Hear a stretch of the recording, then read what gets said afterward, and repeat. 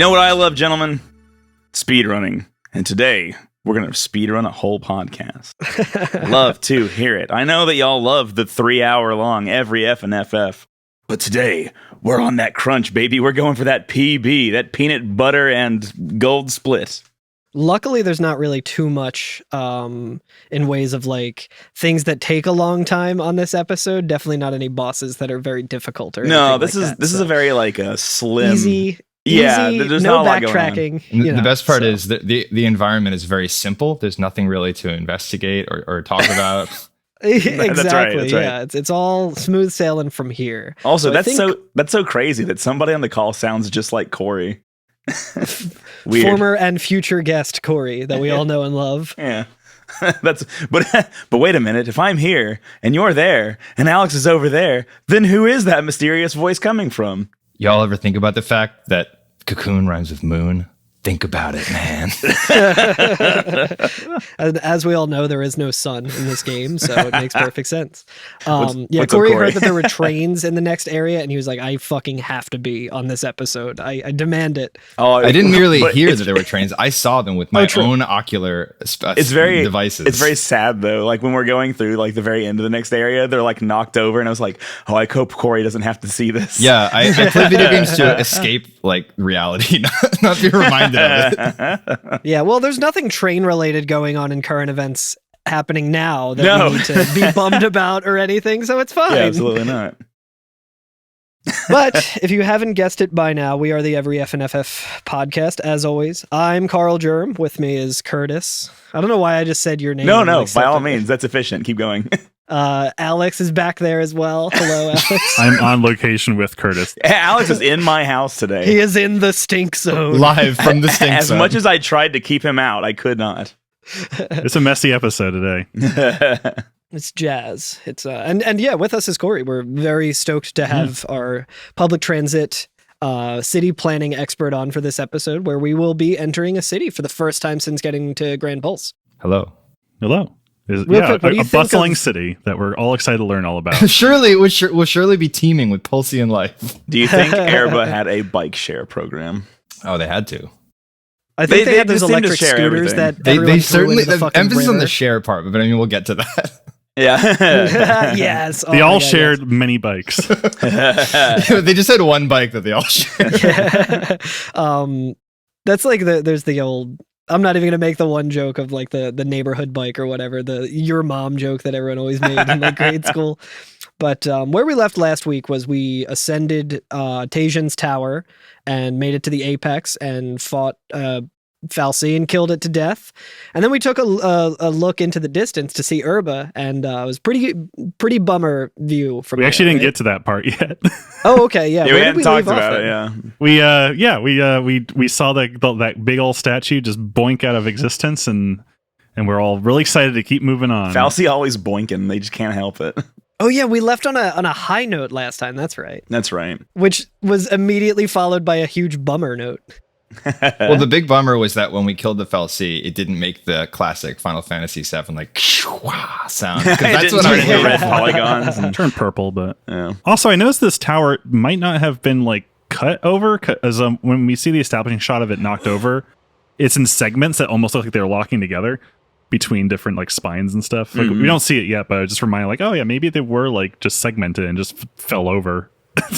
Yeah, it could be. They engineered it so that it would. They built it off site and were bringing it over here to assemble for affordable housing, I'm sure. That's right. Much like affordable housing, it never finished getting built.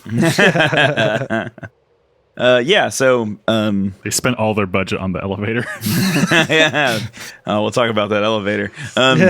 So yeah, we're on the top of the tower. Oerba is in sight, right? And Hope's like excited about it. He's like, "Oh, Oerba's right down there. We can finally see it." And like Saz is over on the edge of the tower. He's overlooking and looking at Oerba, and he's like, "Oh yeah, that doesn't look so good."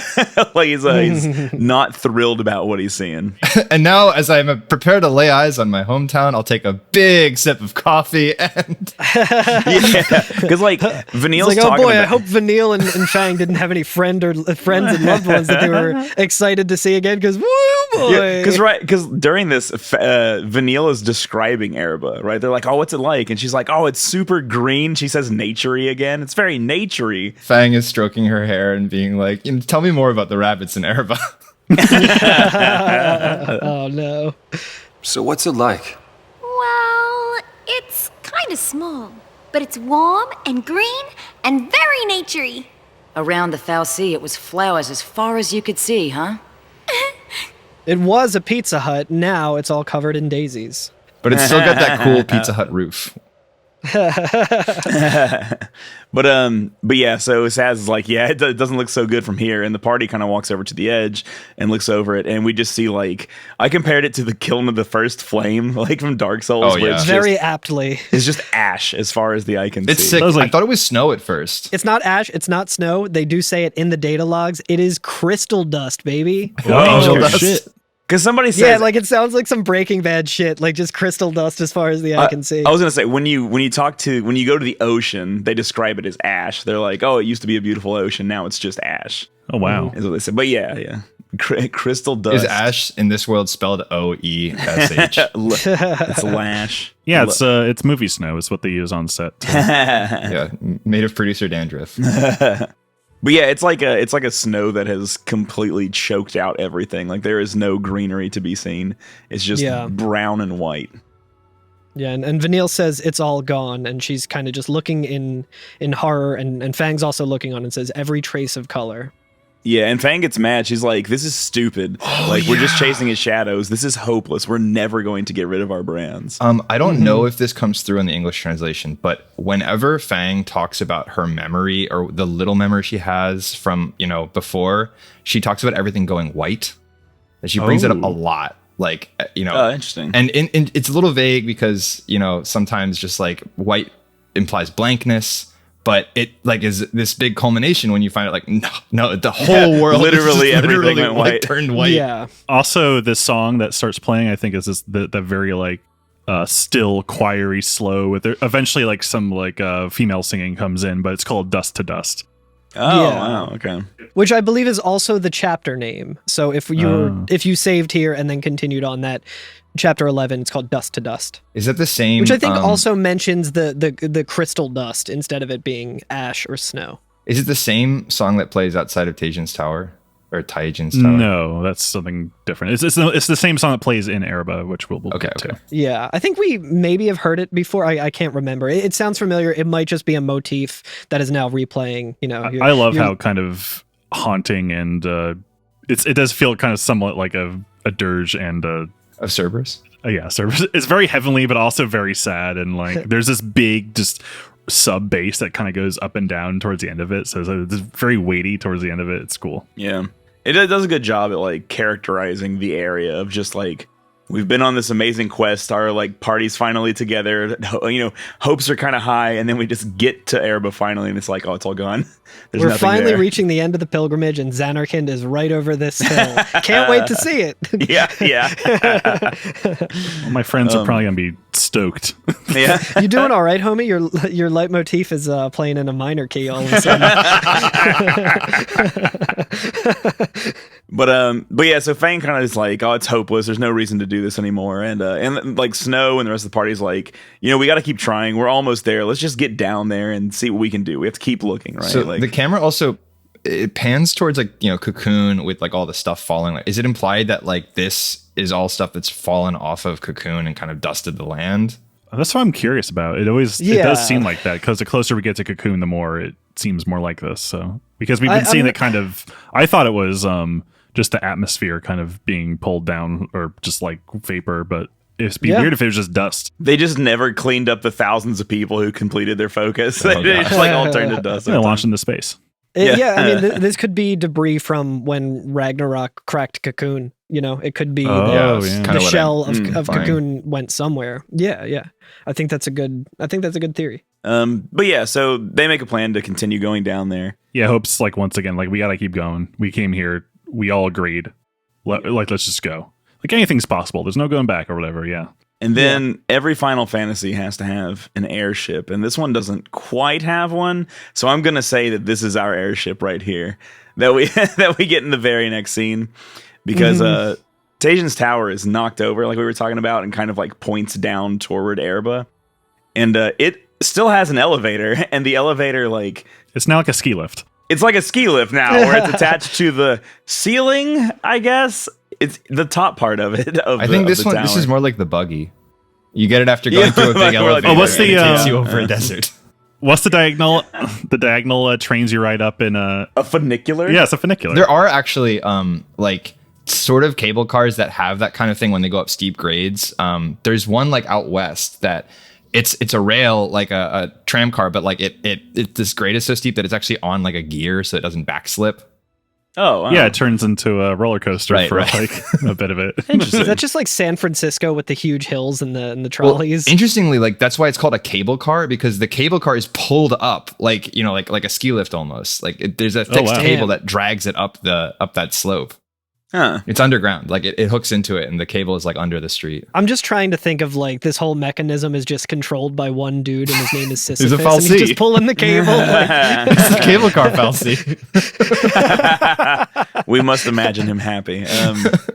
So yeah, let's talk about this elevator. There is one more thing we can do in Tajin's tower. Oh my God. Do you want to talk about that real quick? Sure, yeah. I'm totally down for it. Let's do it. So there's a mission at the top of Tajin's tower that you can take. And it's for another Undying, right? Yeah. That it is. Oh boy. You know how much I love those. Yeah, so there, one of the statues, they didn't all disappear. There's one up here by another elevator we have not approached yet. But it gives you this quest for the Undying, and so it tells you it's on the first floor. And so I actually went down there and nothing happens. Like Same. I went down there and I have again, I'm going to complain about the map from this game that came out many, like a decade or more or however long ago. Square, fix your game. Square, fix your game. Come on. It's not that hard to patch something. Pokemon can do it. You can too. But if you're following along and just trying to find your mark on the map, it'll guide you to the ground floor. Yeah. And then you get to the ground floor and you see that when we first walked in and we saw the 4 like statues that we then kind of teamed up with on other floors standing in the center, but we couldn't get in there. That is where the mark is. So we can't actually get in there. By the way, big Great Deku Tree vibes here. Yeah. Yeah. Or yeah, Deku definitely. Tree. Yeah. But this is one of the ones where like you can't just go. You actually have to read the text. There is a hint in this I did a lot backtracking. And by text you mean GameFAQs.com, right? yeah. The mission brief. Basically the long and short of it is we're still in that weird upper part of the tower where there's like floors that are only accessible from like there's like the 5th floor that only goes up to the 7th floor, and then there's like the one that only goes up to the 6th floor. Same sort of deal, except we need one more part of the tower to be completed. Yeah. In order to have the full elevator from the ground floor up to the apex. And to do that, we go down to the 7th floor, I believe. So there's a next to the... I think it's next to the... No, it's not next to the... It's across... It's on the opposite side from where we got the mission from. There is another statue that enables this one-floor traversal. Yeah, from there's like the one apex to the additional 7th. elevator that goes down one floor. There is one group of enemies in there. They're more of those bird stinky enemies, whatever they're called. I fought them, and then I was like, oh, there's nothing here, so I'll just go. And then I went to the bottom, was like, I need to follow where the mark is. I don't want to continue forward away from that. And turns out you got to kill them and then activate the thing to activate the 7th part of the elevator to allow you to do the whole thing. If the Scatini was a drink, what would be in it? I feel like pickle juice would be involved, but I might be biased because I've been doing picklebacks recently. All right. But the mission... Sorry, the mission, because the reason we wanted to enable this elevator, because like, I can get the bond, no problem. Because this mission is called, what's this mission called? Mithridates the Lone, or Dates, or whatever. Mithridates. Mithridates the Lone. The second paragraph says, "It is said in life he once loved music. Fucking dork. I can but hope the notes sounded by the elevator in Tajin's tower descending from the apex might lure him out." So we can't just go from the 6th floor to the bottom. We have to go all the way from the apex to the bottom. Right, he's down The there, masculine urge to say gotta 6 lure set, him bro. out. It's like, dude, you can't just skip the first 2 bars. I'm not gonna fucking come out unless you skip that first note in the lunar theme from DuckTales. I'm not. Yeah, You played in the wrong time signature. Sure, yes. God damn it. I'm seeing Bit Brigade tonight, and they're playing that, I'm pretty sure. They are. They're doing Mega Man and DuckTales. Ask him to fuck play yeah. the elevator theme from FF13. Well, it's pretty funny because as I was doing all this backtracking, Zwanzig was in my chat, and I was just like, "Fuck it, just tell me where to go." Like, and he was like, "There's going to be a hint at the like on the mission brief," and this was after I had been like, "Can you skip these elevator cutscenes?" Because as I was going between floors to try and find anything to do and like activate that, I just started playing elevator music because you can't skip the elevator cutscene. It's a cute cutscene, it's good and stuff, but it's like several seconds long, and if you're just doing it trying to find your way forward, it gets very annoying. I appreciate at least they're different cutscenes for every one, because including the sounds are also very different, like if they're going up or down too. Yeah, like it's cool, but it's like it's weird that these are the ones that you can't skip. This must be like a loading buffer type of thing. Yeah, which I guess makes sense. But when I saw this, I was like, okay, we got to lure him out with a song. And I just found an 8-bit version of 96 Quite Bitter Beings. So when we get the scene of going from the apex all the way down to the thing, it plays like a nice little like wind chimey sort of song and everything to lure out this lover of music that we have to go and murder. And I was just playing the... It was very funny to me. To be fair, anybody who loves music does deserve to be murdered. So I do want to get murdered to that song, actually. Yeah. That's... Music actually bad in my opinion. Who needs it? He's in there flying Undying though, but he was kind of tricky. Yo, he was Yeah. hard. I thought it was pretty tough. Yeah, like at this point, I've just like kind of accepted I'm gonna get like 1 or 0 stars on. Like I never fail any of these challenges, but I never get more than 1 star on them. It's very Yeah, that's conservative. Not a bad way to do it, honestly. Just got that combat clinic ready. Oh yeah, that has been necessary for me. Lightning has just like fully embraced her role as medic, and it's fucking amazing. But it is cool because once you pop out of the elevator, like the cutscene starts and you just get like just jumped by this guy. Yeah. It's not like, hey, nice tune. You want to fight? Like anytime you're ready. He has a lot of lightning based attacks, and there's one in particular. No, he can't targeted remember all the of my name party of it. members. Levin Bolt. Levin Bolt. Oh my Fuck goodness. that attack. I'm watching one of my attempts with it where Lightning is at full health and Levin Bolt just immediately kills her like It 10 kills her in seconds into one. I was like, I'm going to give this. I was like, I don't feel like having another battle where I'm going 2 hours at it. I'm going to give this guy like a couple of tries and then move on. First time I did okay and I was like, this seems doable. Second time I immediately got Levin Bolted and I was like, fuck this shit. I'm calling in my ringer. And I brought in Hope. I leveled him up a bunch, called in Hope, and then had like very little problem with it. Yeah. I just had, Bar Thunder is like a necessary for this battle. Yeah, I made him. but- I mean, Bar also Thunder and checked also the just Libra. Magic Barrier in general, or whatever it's called. Yeah. Yeah, Chill. Yeah. I checked the Libra of this enemy, and it's pretty much immune to every status ailment. So I was like, Yeah. okay, so Vanille is usually like my ace, but she's gonna do nothing. Like the whole reason Now I she's have your her Joker. on my team. Yeah, now she's the Joker. She must perform a Joker's trick elsewhere. So I subbed in Hope, and then wasn't really that difficult after that.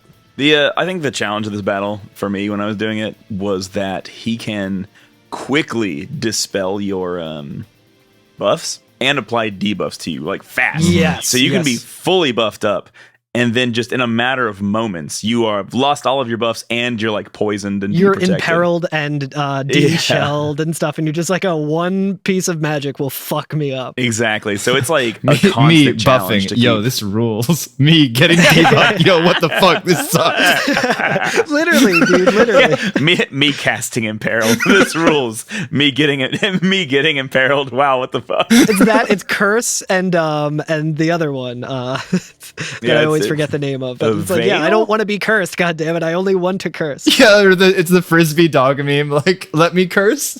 No, I get cursed. Only I curse. Yeah, so it's a fun battle. It's just kind of a back and forth of making sure your buffs are up and everything. And I'm sure we'll never have to worry about buffs ever again. yeah, No. definitely don't have to worry about that anytime later this episode. Um, There is a cool death animation for him where we That's kill true. him and then it gives us, our results screen, all of that. Somehow I got 3 stars. Pretty cool. But he just kind of Same. is flailing around and glows and dissipates. And Busts. like a part of his And he crystal. busts. Yeah, part of his crystal or whatever busts I'm always glowing and dissipating. into the air and then like shatters. But that's pretty much it for that. You win a blaze ring and you earn the party rank of grudge settler. Yeah, dude.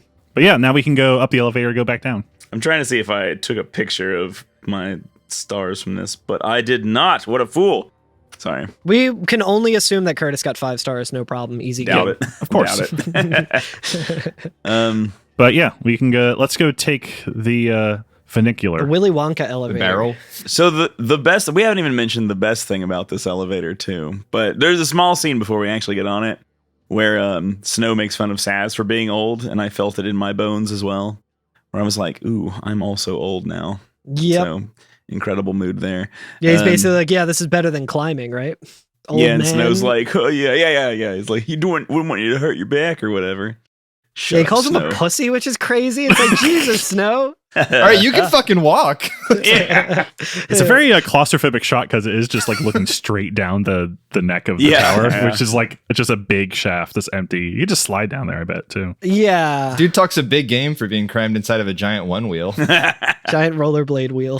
So the best thing about this wheel is when it gets to the top or bottom of the tower, depending on how you look at it, because it is, horizontal and downwards.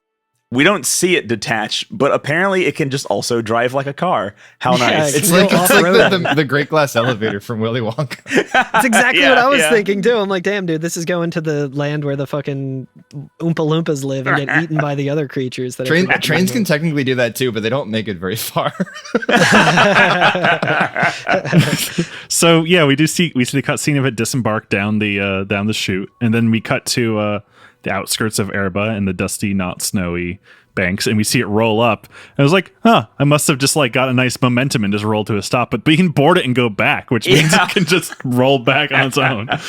So it's just like, oh, I guess it's just a motor car. They can just go. It might be a fallacy because they can just. Yeah, honestly, it's probably a I'm guessing the fallacy. track is just magnets. Yeah. Everything in this fucking world's a fallacy. There is a cute little animation for when everyone's disembarking where like there's like a little like access ramp that kind of starts coming out and Vanille stands on it and starts like doing a little stretch and stuff. Lightning just jumps right out of it. She like does not want to like, she's just like, nah, fuck Talk that about shit. mind And then the like gap. off in the distance. It's like a see 4-foot gap Saz. between the platform and the train car. Does this thing have a door on the side? I'm curious. Oh yeah, it did have a door. That's right. Yeah, the door like opens up and stuff. But we also see Saz doing some stretches as well. I'm like, weren't you guys just standing in a small room? How long was this trip? Why do you guys need to stretch? Hey, it's They always probably good to fell stretch. asleep on the ride. Yeah. Maybe it feels like a gravitron. I would need to take a couple minutes after that too. The inside of this elevator doesn't stay perfectly up and down. They're actually like against the Imagine wall, being like rolling in a Gravitron tire. for like 30 minutes or more. Oh my I God. could not do it. When I hit like 16 years old, I could no longer go in a gravitron for any amount of minutes without getting extremely sick. It reminds me of like a tweet I saw where it's like a shittily painted picture of Elvis being like dissected by aliens or something, and it's like this is what they would have on the inside of carnival rides, like shit like this.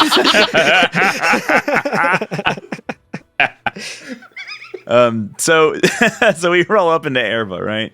And when I was younger, when I played this for the first time, I thought that the twist of the game, even though it doesn't... Okay, I was an idiot, okay? So I thought that the twist of the game was that Grand Pulse was literally Earth, and I was like, oh my god. Because Oerba has, like, billboards and other such things, like blown out diners, as far as I can tell. Like, there's, like, so we real human buildings. I love the reveal because we are really just like walking over like a crest of this kind of hilly mountain, and it's all dusty. We can bypass some Seath that are lumbering along. Mm-hmm. Some vampires and some lower level Seath as well. Yeah. But we come up on like a desolate street. Like it's it's like when you find a town in Fallout, but less brown. I mean, and like what Curtis said, there's billboards, there's like telephone lines, and there's a highway with painted lanes and sidewalks. I was gonna say the width of the road is such that like a car could go down either side. Yeah. I was like, we're in the post apocalypse where like there was some kind of something happened to make Oerba, like, the Earth or Grand Pulse overtook it with nature or whatever, and then people still continued to live, and then there was some second event which destroyed all those people. That is interesting. So I was like, is this actually Earth? I know that we already made the joke, so I'm not gonna sing the Simpsons Planet of the Apes song, but it's really burning in my head right now. Because because this is Oerba, right? And like they're not shocked that all this development is here. But also, like, they described Pulse as this really, like, green and lush place. So maybe Curtis is onto something. Like, maybe, like, yeah, like... I think this is a pretty common theory. I'm pretty sure I saw people talking about this on Game Facts, but not in, like... I don't mean to cast shade on the humble organization of Game Facts and their posters, but not in, like, an educational sense or, like, a super well thought out kind of way. I think they were just like, yo, but like, what if Pulse was like Earth? Oh, and I wasn't meaning to imply it was Earth. What I'm saying is there might have been an era in which development was much like our world, and then something happened, like Curtis was saying, it was overgrown, and that's the Oerba, that's the Pulse that like they lived in, maybe, or something like that. Like that kind of I think I just remembered. I don't remember specifically what it was, but there's like a weapon or an item or something, or like a boss or some kind of like maybe even an eidolon that is like the name of a thing that actually exists in like Greek mythology or something. And they were like, this proves it. This is the missing link between our Earth actually being the world where Pulse is in the game. There are Tonberries in Final Fantasy, and you can have real berries in real life. That proves it. Like that. I'll see if I can try and dig that Unlike up. every Final Fantasy ever, they're using like Greek and Roman mythology. yeah, they've never done that. It would be like if we were like, no, there is definitive proof that Gaia in Final Fantasy VII was in fact Earth and located entirely within Texas because there was that sign that said Texas. And so it turns out, if you really read all the data logs, that Oerba is actually in Bern, Indiana. Yeah, I'm reading the data log here. It actually says, no, it actually was Earth the whole time. Damn. No one read them. No one read all the way through. It's too boring. The way I interpret it, because when we first come up, we are like on a high street, but it's like paved. But I love that they got those cracks in there, and we see on the horizon there's there's a lake of sorts. There's some kind of windmill. Like, yeah, there's also some kind of like, I don't know. Oh yeah, structure. the windmills are very beautiful. Like, it looks very industrial and very like green energy type place. The structure's out in the water. Mm-hmm. If you get to the closest point you can get to, there will actually be like a little prompt will pull up or whatever, and it will mention those as the power generation for Oerba. Yeah, like, I don't know, they look like oil derricks or something. I like to think millennials are the power generation because I'm a part of that one. But what I liked about this area is it's not like, I feel like a lot of sci-fi has like a very kind of consistent aesthetic about like when it takes place in quote unquote the future. But as we know with like Fang and Vanille's like fashion, they kind of have a little bit of modern layered in with like kind of like Indo-American or like Mesoamerican like fashion, which makes sense with there's like older structures here that look like they're made of stone that maybe have been here for centuries before the last events of Ragnarok. Yeah. And they like this developed around it because there's like there's old like what looks like something from like Mayan or Aztec build structures, and then they modernize around it. Like, oh yeah, this is like old historical it's just so striking, right? Because like the one thing that is unique feels very lived in. We have had like ancient civilizations or ancient fantasy civilizations in Final Fantasy games, and we've had like super futuristic ones. But like other than parts of Final Fantasy VII, we haven't really had any like really just like contemporary feeling places like that I've experienced. And like when you show up here, it feels like you're just like in like an industrialized nation in the 21st century or something. Like it just feels like now, which is really weird. The size of it and the building of it really reminds me of like a eastern like an Appalachian Mountains in America like mining town that like used to be big and now most people have like left because like even like the stonework that's in it reminds me of driving through like kind of like backwoodsy Pennsylvania. Like when I'm driving somewhere from here or whatever, I'll like take stops to get gas in smaller towns, and like a lot of them have nice stonework buildings. And it reminds me a lot of that more than it reminds me of like an ancient unknown civilization. And the fact that there's also like an above ground train, like a subway, like an above ground subway or whatever in this area. And it's like modern. It's like modern to us. Yeah. And then, Fang and Vanille, they don't seem like they're from our time. You know what I mean? Yeah. So that's why I was like, I wonder if it was built even before them. So it makes sense. Culture of traditions that has since modernized, but still like kind of held on to a lot of like old cultural touchstones and stuff. That's really I like it. You can sense the history with it. There's also a dumpster Ooh. So There's like a shitty Vespa. yeah. Oh yeah, the shitty Vespa. Yeah, there's a lot of cool. I really like this too. You can go around to a lot of different like items around here and interact with them, and I love it. I would love to know whose perspective this is supposed to be from. I don't think it really matters all that much, but like it's very like poetic how it describes things. It's like there really isn't another point in the game, I feel like, where you get like a weird new narrator kind of thing. Like the way things are described are almost like a book in a way, and it's there's a different tone to the descriptions of all these items. And like we haven't really got to a point in the game where the principal mechanic of exploration is just looking at things and then reading a paragraph about them. So it's like very much like that's the focus of this section, right? It's very interesting because it's like it's just a gameplay mode that we haven't really seen yet. Yeah, exactly. It's striking, if nothing else. Right.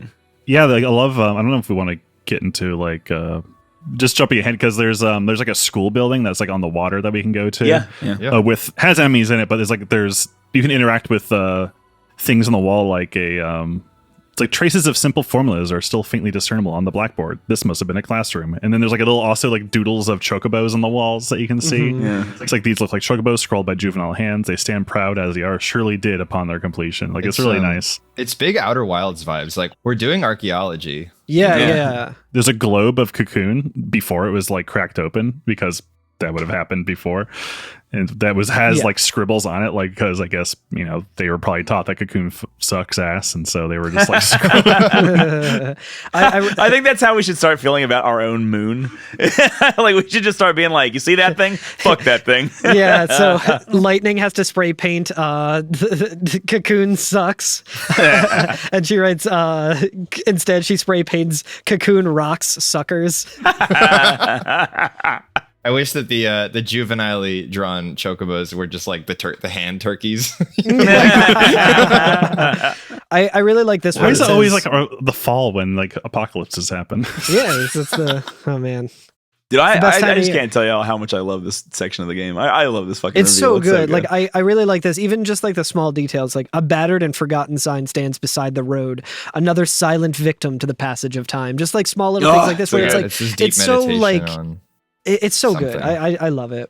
Another thing that gives this area a lot of flavor is there are just fucking zombies everywhere. There's teeth everywhere. Everywhere. Oh yeah, we get a new enemy type, I guess. Well, I hate these guys. The Seekers, they're like... Oh yeah, fuck those. They're just a head and arms. They're crawling hands. They're the thing. Oh, I don't care about them. They're fine. They're Thing from the Addams Family. Yeah, they're Thing from the Addams Fester's Family. Quest.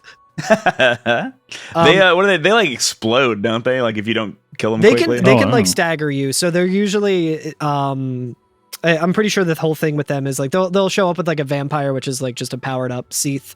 And while you're trying to like get certain things off, they'll just like smack you and like interrupt your attack and render it use. Which like if you're trying to use a Suna and then a couple of cures, that gets real annoying. Yeah, there's the ones that have the fucking the inertia shield, the inertia barrier right here. And we fight those towards the end of the area more, I think, too. The floaty ones. I think we fought one of those in a mission at some point. We did. And these ones, like now, they're not quite as bad, and they're in a lot greater numbers. But taking care of that shield is kind of a pain. But yeah, there's more flying ones. I did like that while I was walking around, Fang said, "We're finally back after how many centuries?" Which like I can never remember what was said in a data log and what was said directly by a character. But I'm like, is that the first time that they had fully mentioned that it had been centuries that they were sleeping? It's really sad too. They've because implied it. In Japanese, she says "tadaima," which is like just brutal. Oh, I'm home. Yeah, or whatever. It's when you say to people who like your family when you come home. It's just really hurts. There's also like. In some of these item descriptions, you really get a sense for what was important to like. Okay, first of all, we're surrounded by like windmills and stuff, right? And it talks about the massive wind turbines continue to whirl in vain, generating electricity for villagers long departed. And then you find this chocobo doll that was like a kid's favorite. It says well-worn stitches show evidence of repeated mending. And then there's a big pot, and it's like it feed a great many mouths and. These would probably have been used regularly for communal cooking. And we're starting to understand like some values that Oerbans have, right? Like, sustainability, and like, you know, repairing and reusing, but also sharing and like communal kind of activities. And I just keep thinking about this like in the context of what we've learned about Cocoon society, which is like super distrustful and finger pointing and consumerist and like arguably disposal, like kind of what's the word, like disposable, right? Like everyone's interested in shopping and they'll travel across like, you know, the whole planet to go buy some shit that they didn't really need. It's just like it's kind of like a weird hyper capitalism. Everything is kind of given to them. Everything's taken for granted. Super wasteful, and they don't think about it either. They just like, the fallacy provide for us, and we, you know, like we just I don't have to think about it. It's just like so shocking. It's interesting how they like deal with the fallacy as well, because like Vanille says right before we get here that like there was still a center fallacy around Oerba, but like we live respecting them and trying not to be too close to them, like because they will just straight up kill you. So like you have to respect the fact that they're there, but they don't directly provide for us. We just do our best to like get what we can. Do you know which fallacy she was probably talking about? No. Because I think in the data log for Oerba, it kind of explains that a little more, where the fallacy that they worshipped and, you know, had a lot of reverence for was a fallacy named anima. I did see that. Yeah, so like we just like the first thing we did, we're like, oh, here's this like very like we just killed the shit out of like there. we just fucking killed it. And like Vanille was there. Yeah, Vanille was there. She watched us do it. She watched Saz auto aim and auto shoot to death. Shooting like with style and panache, like just like behind his back and stuff. But I mean, at the same time, they were trying to kill our fallacies when Fang was like, "Fuck this thing." What I'll also say is like, when we first start the game, right? Like the whole game takes place in Cocoon, and you know we're sort of told implicitly to identify with the Cocoon people, right? Like all the main characters in the game, you know, except for Fang, even though we don't know it yet, are Cocoonians or whatever you call them, right? So like we the audience are supposed to identify with Cocoon. And something I struggled with really early on in this game was how alien the world of Cocoon felt. And I was like, okay, it's like a fantasy world, whatever. Like I'll just try to accept it. But it always felt cold and sterile, right? It never felt comfortable. Even in like Hope's home, it's just so like weird and like fancy and stuff. It's weird, but at the same time, as somebody who lives in like 2022 America, it's also very familiar at the same time. Right. But what I'm getting at is like, sorry, go ahead. Here, we all mentioned how uncannily familiar this place is. Like, and you know, the people in Pulse, they just feel like more human in a weird way. Like their culture just feels more familiar. And I think that this is like been a long time coming for the game. Like they've been waiting to kind of like do this sort of switcheroo where it's like, no, the true culture in this world is Pulse, and Cocoon is like the weird, fucked up experimental place, you know? And like we're the aliens literally in the sky hovering over. They're like hornets. They're a nest of hornets that are like preying. That's a nest of vipers. Literally leeching off. They're taking like with a big like claw game thing, like pulling parts UFO of the earth catcher to build their weird hive. Like it's this really, really cool moment where you're just like, oh fuck, the whole like this is where we belonged the whole time. That's why the most popular app on Cocoon was Toriba, just trying to get some cool shit from Grand Pulse. Yeah. Something that blew my mind with speaking of anima, I'll drop in this image. On the outskirts, when we look over the water, there's this big structure that looks almost like a kind of like a train station, because the highway does lead there. But do you know what these giant 4 struts are hanging out above it? And do you know what those are for? To hold up the vestige? Yes. Oh, damn. There's giant 4 like beams coming out of the water, and that's where the vestige it's Christ the Redeemer in like Rio de Janeiro. Oh my god, yeah. Imagine if they that don't thing mention was a anywhere in mech, game, by I the don't way. think, How but cool it's would just that be? like that's where the vestige was. You mean Christ the Redeemer? If Christ the Yes. Redeemer was a mech? Yeah, Christ the Redeemer. Like we must pilot Christ the Redeemer. No, dude, they should fight. they should clad that thing as like as an Evangelion, just for like an anime fest or something. He's so sick, just T-posing. It just blew my mind because we're in this like very like small village and just like thinking of this giant thing just there as like a fixture that this whole culture was kind of just like surrounding. Yeah, it's super cool. It just feels empty now, like without now that you know that something was there. It's like, it's really eerie. Yeah, and That's crazy. I should point out that like at least in Japan, it's not super duper common, but it's not unheard of to have like a giant statue. Like they have a big ass Buddha statue like near where I lived, and like They got an Eiffel Tower. Yeah, the Tokyo Tower. But that's in the middle of a city, right? Like there are places in like sort of small, like, not super developed areas where there are big statues. So it's not like this super alien thing. It's like, yeah, sometimes there are like big monuments to things, Oh yeah.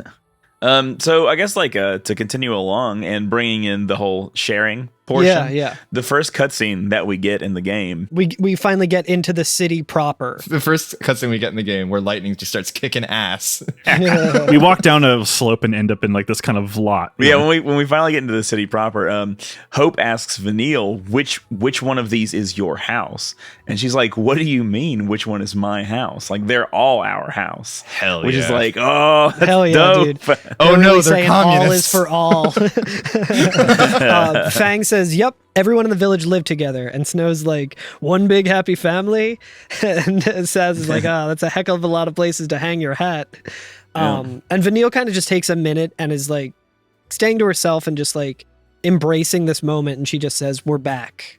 Yeah, and she's like trying to be very like on focus, you know what I mean? Trying to be very like ready to go. And she says like, "Oh, we've got to find something here to help us get rid of these brands." And Saz is like, "Yeah, but that's not the only reason we're here. You're home. You should take a moment and make the most of it. Like we should look around. You should enjoy yourself." It drives home how much more brutal this was, because it's like they saw, like Fang and Vanille saw everyone in Oerba as part of their family. Like they were one community in a really like in an actual like communal way, not like, oh, the community of like my town. Like, there's strangers in your town that you don't literally share meals with, and if they die, it's sad, but you don't know them that well. Like, well, if you saw the Wholesome Twitter last thread, names are literally just their town. Yeah. Right? Like It's a very like village thing where like everyone shares responsibilities. Everyone's kid is raised by everyone. It's like it's it's not very just much right. It's not just that their hometown is gone. It's like their entire extended family has been wiped out. Like of course, if everyone you knew died, like the same thing. But like I don't know. To me, that like hit harder when it's like, no, they considered everyone in this town part of their actual family. It's just brutal. Yeah. I was gonna say like, well, if you read the Twitter thread where someone brought chili to their neighbors and like the neighbor was like, "Oh, we did not consent for you to bring us food," or something like that. It was like, yeah, that's very Cocoonian. Very Cocoonian way of looking at like, "Oh, hey, thanks." You accuse them of being a pulseless sea, and then you get your entire town like fucking condemned. well, it turns out that there sort of is one Airban left. Right? In one of these houses. There's also like because of the family thing, it reminded me it kind of put into perspective because as we were like visiting like Bartholomew or whatever, we get these like little cutaways of like Fang when she sees Hope interacting with his dad, and just kind of like a very bittersweet smile, like, like it's nice. Like I think partially maybe she's getting perspective like, oh yeah, these Cocoonians aren't so fucking monsters after all, but also probably thinking back to like where is her family? And her family. Before we move on, I just realized something that in hindsight is extremely obvious, and I feel like a dipshit for not connecting it. But like, okay, so we have, after a war, two isolated societies that are, kind of still somewhat at war. And there's like this whole culture of like paranoia and anxiety where one's accusing someone of being a secret agent for that side. And it turns out that the other side, they're very communal, but also poor. And I'm realizing like, oh, this is just a gigantic Cold War analogy with like the USSR and communism and capitalism. Like, oh, fuck, I'm so stupid. But we go into one of these kind of modular homes, which do look like they're just like big shipping containers that can kind of roll around however you need to be, which is kind of cool. They're like that one hotel in Japan that was just a bunch of like weird pods put on top of each other, so it almost looked like mega blocks or something that was recently. There's a really good video that got demolished recently. There's a really cool video about like the history of that building. It's awesome. Nice. Yeah, I would love to see that. Yeah, I'll post it. I've seen a couple videos on it, but this place is very homey as well, which it feels more like an Earth, like home. Because there's carpets, there's real chairs like made of wood. There's like a few bunk beds. There's a kitchen as we know it. There is. Yeah, that's what has the big pot where it makes mention of like this could feed Fresh a whole pots. bunch of people. We got some fresh pots. It's funny too because I remember in the first season, you were talking about like how many toilets are there, right? And like it's a funny joke, but also it points to something very real that like these common rooms and stuff get like left out of video games a lot, and like you don't notice how much just the normal trappings of society are just not present in any of the zones we've been in Cocoon. There are these extremely sterile environments. Even the home that we go to is like, it's just like mostly a living room and one bedroom. There's like nothing. Yeah, and the bedroom there's an entryway with like stuff beds. hanging on it. Yeah. 6 beds, 2 bunk beds, 3 stacked up, which it has a really nice thing when you interact with it. It says, while not in itself the most luxurious of beds, the sounds of fellow sleepers no doubt afforded some comfort to its occupants. And much like when you go into someone's room and it's like very clumsily decorated or organized, like, and you know, there's sometimes you go into someone's room and there's a feeling like it's just not coming together. It's just like they've just put a bunch of stuff in there, and you go into another person's home and it really feels like cohesive, like lived in, like a real space. Like that's the sense I get when I come here. It's that like I can't put my finger on exactly what it is, but everything in like, I keep going back to Hope's home because it's the only other actual domicile that we've seen. Oh, also like Lightning's home in the flashbacks, the same thing.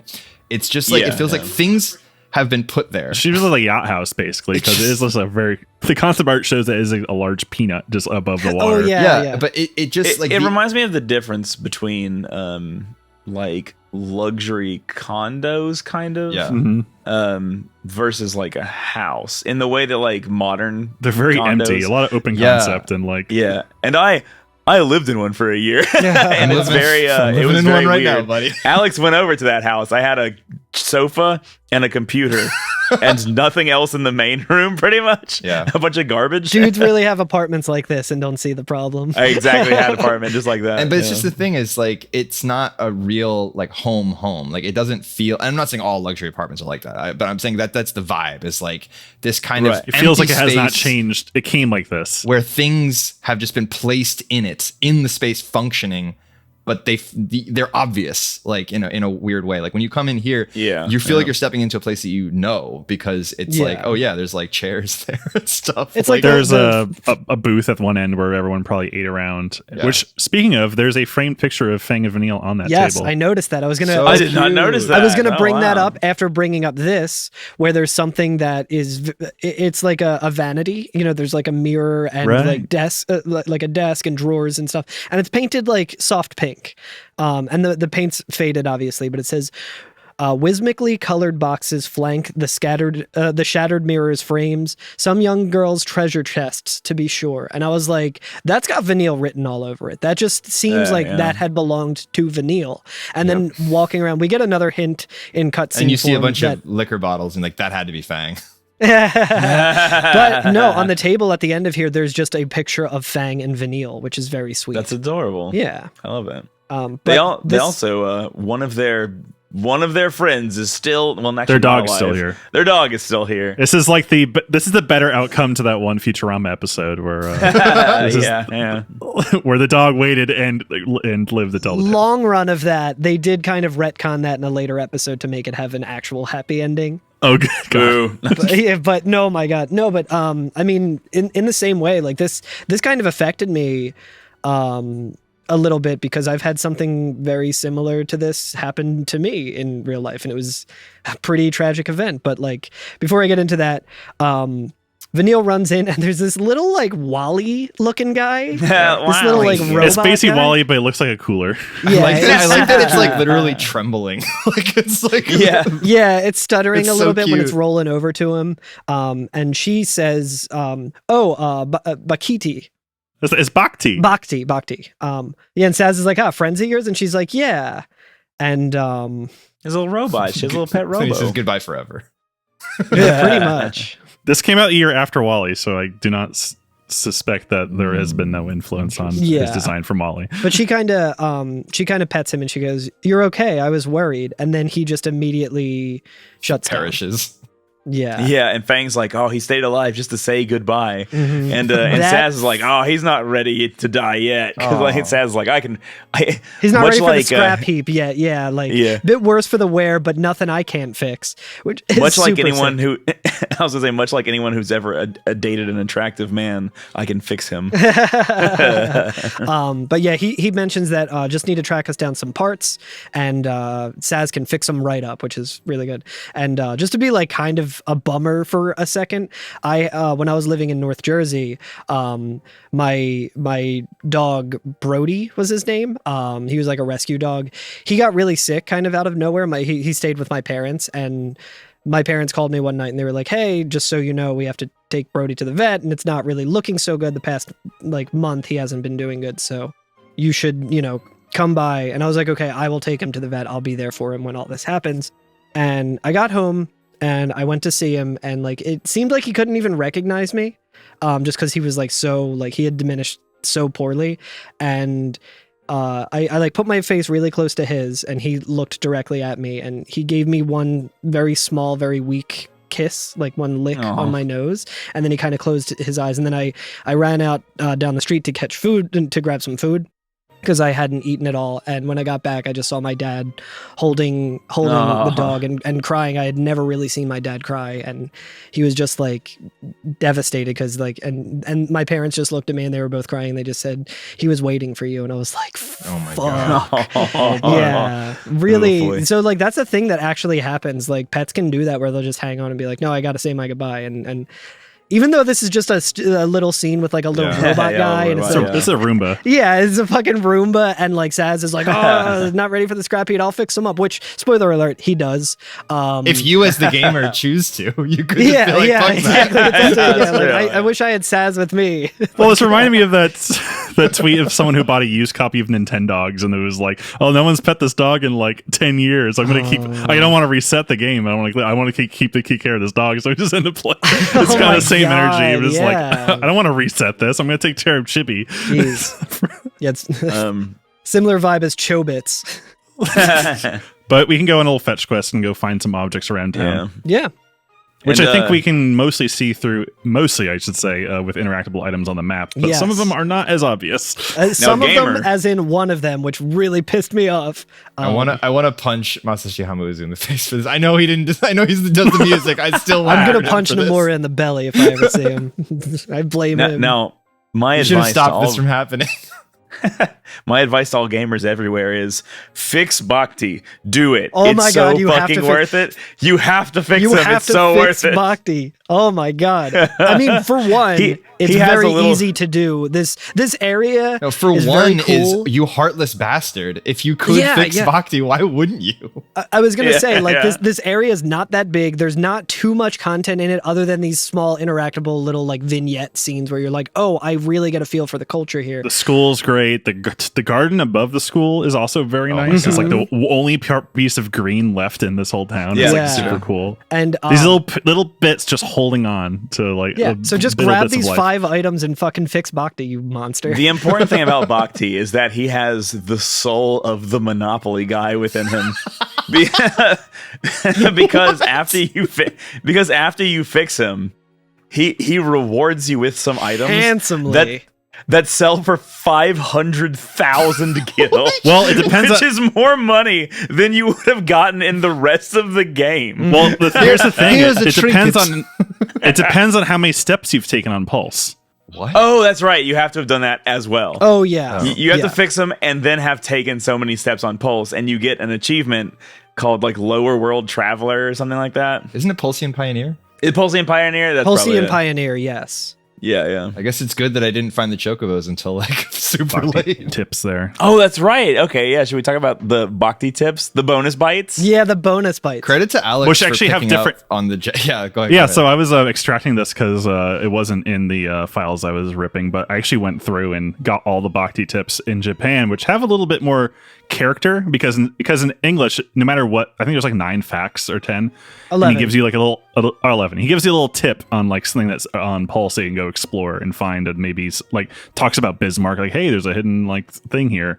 But instead of saying Bhakti's bonus bites. I think it says something different for every Japanese one. Yeah. If Corey, you want to talk about those, They're very cute. I mean, I didn't notice this on my playthrough because I'm playing the English version just with Japanese like audio because I'm just not trying to work harder when playing the game.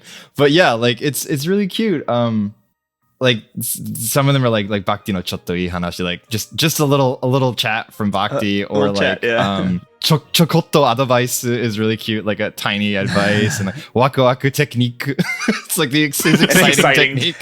Yo, playing golf, exciting, dude. Bhakti bonus bite parentheses exciting. Kotsori koryakuho. Like they're all these. Sometimes they're little like alliterations and stuff. Like I don't know. It's very cute. Yeah, they are cute, but they do mention like the Ortis's, like just like avoid them at all costs, basically. Yeah, the couple that I got, it was like if you climb to the 7th tier of Taijin's tower, you will be able to rejoin all of the elevator rail sections. Where it's like, yeah, I already did that, and then it's like, We've done a lot of this already. Yeah, and then one of them's like, Sulia Springs is home to a whopper of a fal'cy. Be careful when walking near the water surface. I was like, I am aware. That's very also. I mean, all these things are very missable. Like, yeah, no, absolutely. This is good for like if you were thorough. If you were just beelining it through the game and not doing any of the missions like we've been kind of meticulously doing the past couple of weeks, this stuff would tell you like, hey, you can go and do this. Like, here's. It's cool because we're at the end of the pulse section, so it's like, hey, here's some things you might want to go back for because there is a waypoint. Part of the reason I was so livid about one of the things with Bhakti is like every item shows up on the map.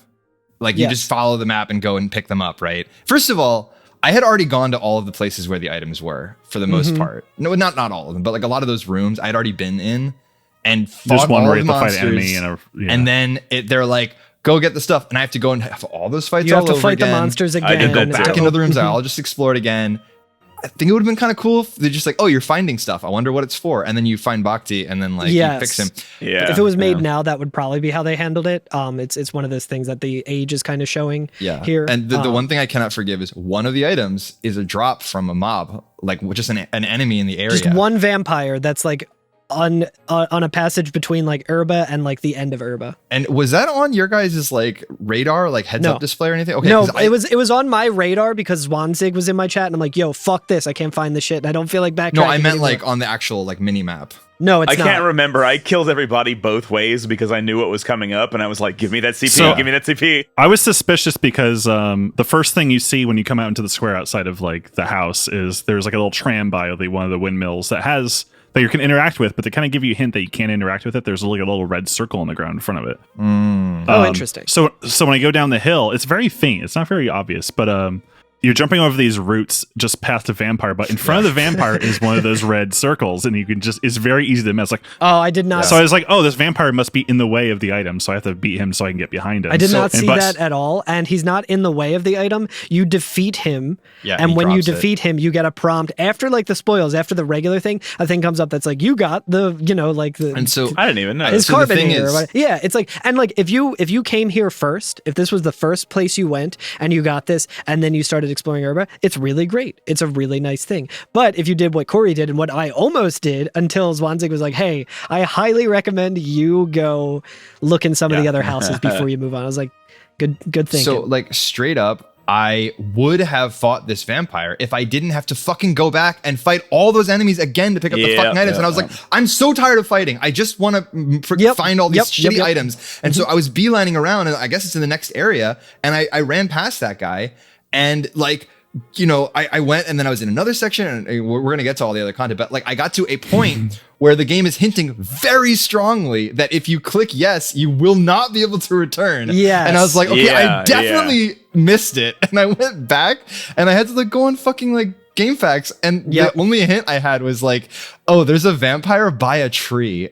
Just like, what? Exactly. I hate this game. I do want to talk about those trees though, because like Alex was saying, you can like jump over some roots and stuff, because we like exit the city and we kind of start walking towards more of like the highway area. And part of the reason that red circle doesn't show up is because it's surrounded by the jump prompts that are blue that are also like indicators. So if those weren't there, you probably could see the which other is circle really list. funny too, because there's one that doesn't even have a jump prompt, and it's a very, very tiny route that Lightning just does the babyest hop over, and I found that extremely funny and good. I mean, it's nice that they don't all just do the same leap every time. Yeah, no, I love Yeah. it. I love it. My favorite ones are when lightning is just super extra and just does like jackknifes, like double front flip. Love it, off of love it. something like lightning. She's so Why? good. Just stop. I was playing around debug mode, and I think I can play with like how high someone jumps, so you can like scale that. So I want to see. I want to see how extreme is this jump? Like it just has like it's probably like you can just trigger different like jump animations. It's wild. It's like the time that Zwanzig accidentally made Vanille like jump out of an elevator and just like float indefinitely upwards or something. But yeah, it's basically like battery pack, power cable, a couple other items. A plate of metal that we find on like the railroad tracks, which is the last one I think. Speaking of which, are we ready to move on to the railroads? Yeah, I think so.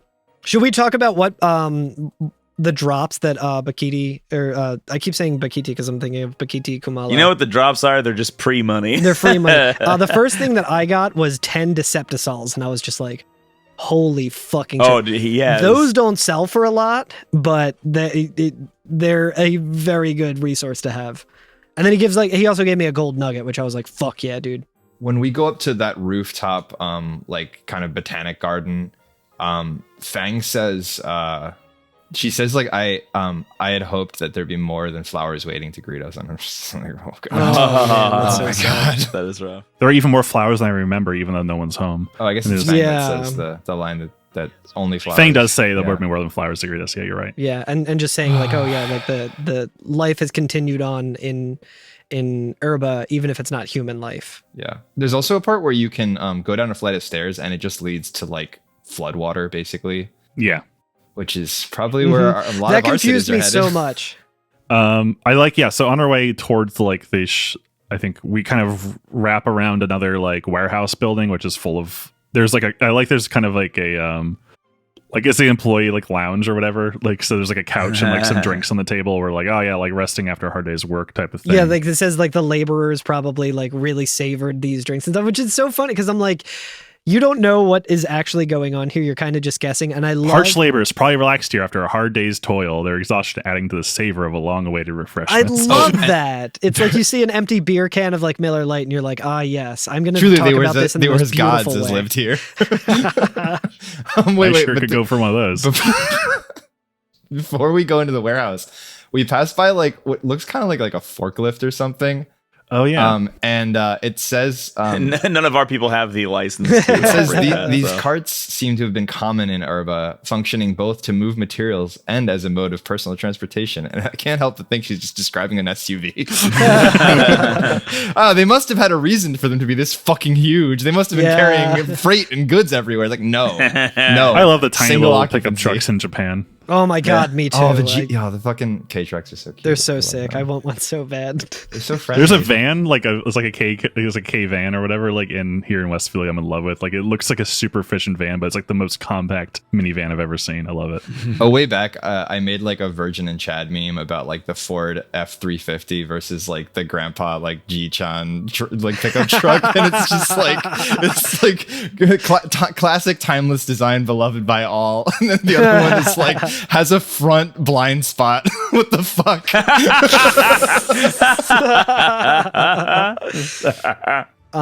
We should also say there are a lot of treasure chests around Oerba that have like, I guess they're good weapons for other party members, but we got a taming pole for Fang, which I think has stagger lock and like a chance for a full chain, like instant chain or something, which is kind of cool.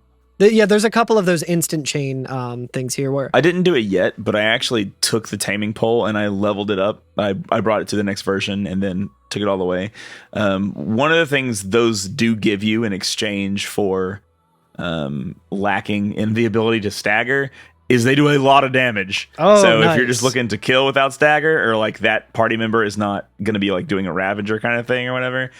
Like with Fang, for me, I'm like, no, you're the commando. You don't worry about staggering. That's for the Ravagers. Like that's a taming really pole's good great. point. Yeah. Does it lock at in? This point, does it lock in? So if you have two Ravagers, like when she hits it, does it at least the Ravagers will still do their damage, and yours still freezes it from like immediately draining? Oh yeah. my God, that sounds that sounds fucking perfect. Oh my God, it's great. It's great. I actually at this point in the game, I went back on what I said a couple episodes ago, and I was like, actually, I will play as Fang now. Yeah. And so like from here, onward, I have just been playing as Fang mostly. Yeah, that sounds And amazing. I've still been using the same party with Hope and Lightning, but I've just been like, no, actually, it's better to use Fang because her attacks are a little slower too.